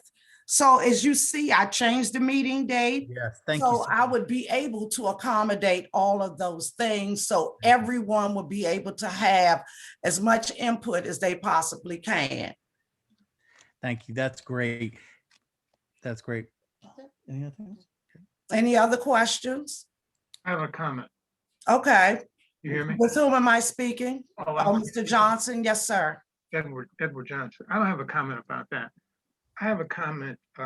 Commissioner Amin spoke about the Crummell School. It's really an announcement. Some years ago, I was retained by Mark Barnes to come up with a design concept for utilizing that Crummell School as a multi-purpose community building, and we did it. Not only did we create some concept drawings, we actually created the rendering for that building. So I wanted to share that with you and with him as well. Thank you. By the way, he doesn't know I'm an architect and urban planner here in the ward. Yes, we know. You know, but he doesn't. Thank you so much. Any other comments or questions? No. I see Ms. Wilkerson. I'm sorry. I just wanted to say, I do know that, Mr. Johnson, and let's get that $20 million over there and see what we can do next.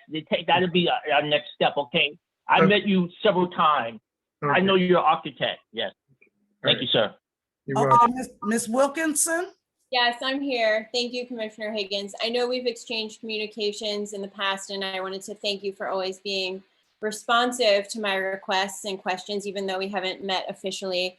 I live on the 4100 block of 13th Place. I'm a neighbor of Emily and Colleen, and I'm also involved with the Howard East group regarding the Divinity School. I can see the back of the Divinity School from where I'm sitting in the back room of my house. So I don't know if I qualify as a 200 footer, but I'm pretty close. I just wanted to say that I appreciate Commissioner Piekara's desire to put in the time to address this and educate herself. But at the Howard-led discussion in March, this was not mentioned. So I think many of the residents feel that this was an attempt to be hidden in some way or buried in this future land use map process. And we feel that we would have had a lot more time to explore this issue of the flum, as it's called, if that meeting had been more transparent. So that's just my one thought. And I also wanted to thank Commissioner Carley for pointing out the timeline regarding when the council would be meeting and voting. I know that we all felt the pressure due to that deadline. And so thank you all for understanding that the rush was based on that timeline of the council's meeting and their vote. I also wanted to just clarify that I think at this point in time, the residents are less concerned with the overall final vision of the property and more concerned that the zoning follows that usual planning process that includes the usual traffic study, the environmental study. They want to make sure that those are conducted so that we can decide what we want to see there in an informed fashion. I've had the experience of trying to request a four-way stop and being told that I need to do a traffic study. So of course, if someone's looking to add 1,000 condos, they should have to do a traffic study for this area as well. So we would just like to make sure that we're hyper-focused on a resolution rejecting that flum process. I think you've answered most of the other questions. I know there's some questions in the chat about if the 200 footers are going to be weighted more heavily versus the rest of the 5B02 residents, and if each household will get a vote or if each resident. I know I have a renter in the basement who has a say in this as well. So could you speak a little bit to that? Sure. As I stated 5B02 residents. I said 5B02 residents. So I did not omit anybody else. And I believe you are one of my constituents in 5B02. So that would include you as well as, you know, the other person in your household. So, you know, again, it is important that I do hear from all of you in my commission area. And that's why I am gauging that information from you. You know, I just didn't send it out to the 200 footers. That would have been an easy feat. But I have sent this email out to over 150 people that I have emails for. So it's not just the 200 footers, but I said, I do want to hear from them because they are the most directly affected. But I want to hear from all of my constituents so I can be able to intelligently send out this information. Now, in terms of transparency, there is nothing to hide. In March, I did not have the information one way or another as to whether or not this vote would even take place April 6th. Even up to today, when I spoke with Mr. Cash, he wasn't sure that a vote would take place on April the 6th. But to stay on the side of caution, you know, he thought it best to be able to go ahead and get it in by the 5th, just in case they did. It would be brought up. There may or may not be a part 2 to it, so they may vote or they may not, or it may be a different date. I talked to I reached out to the mayor's office. I reached out to the councilman's office. Nobody had a specific date as to when this vote would take place. So some of you are just geniuses because I don't know how you knew that information. And then talking with this gentleman, he was unsure. So again, the drop dead date for submitting the information is on the 5th. And they will have that information by the 2nd. Absolutely. I don't want you to misunderstand me. I wasn't accusing you of not being transparent.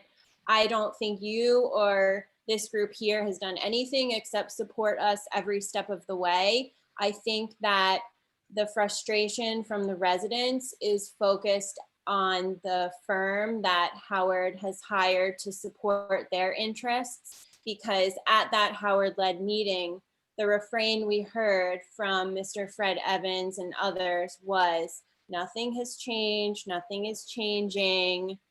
However, after learning about this flum, we see that it is either moving very quickly, which is a concern, or it was not brought up. And again, we can only work with the information that we're given. And so once this information did come across my system, as you saw, I went into hyper mode to try to accommodate. But, you know, I will say this, you know, you have to keep in mind, we have certain processes that we have to follow as well.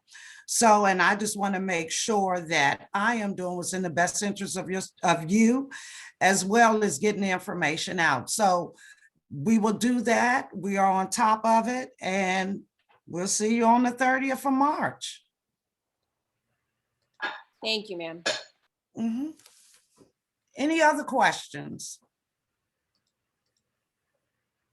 Any other questions? Commissioner Higgins, hi, yes, this is Roman Hayford. I live on the 4200 block of 13th Street. So like the previous neighbor who spoke, I can see the Divinity School. I'm not a 200 footer. And thank you. This has been really informative, actually. Like she said, a lot more informative than the meeting with some of the developers was, actually, because clearly, you know, everybody I speak to on my block and in the neighborhood, and Howard students and alums who I talk to, who are many, have felt very confused. And also just with things like timelines, as we've seen in this meeting, a lot seems to happen very quickly sometimes, and then a lot doesn't seem to happen. So with respect to the new timeline, I understand what you're saying about your focus on the 5B02 folks, but can you just clarify, or maybe the other commissioners, because the vote ultimately is with between you all, of course, represents all of 5B. So I just want to, you know, I know that someone like me and other folks who are sending in their signatures just want to understand how will they be considered in the vote that you all take, and will that resolution, what will it cover? Will it be is it just being deferred, the same resolution that would have been tonight? Like, can you give us more clarity on that? We'll discuss two resolutions, one that was given by Commissioner Carley and her development team for 5B, as well as the information that I received from the community. And that's what we'll be going over, and that's what we'll be voting on. And then that information will go to the full body, because in order for us to get great weight, we would need all commissioners or a majority of the commission to actually vote. Just me doing a resolution does not hold that weight. The whole body has to vote on it in order for us to gain that great weight. So that is the process. And then that information will be sent, and it can be placed into the official docket. Thank you. I appreciate that. No problem. Any other questions? Well, all right. I really appreciate everyone's time and consideration, and thank you for hanging around so late. This meeting is now adjourned. Have a fantastic evening. God bless you all. Please stay safe and healthy. Thank you. Bye-bye.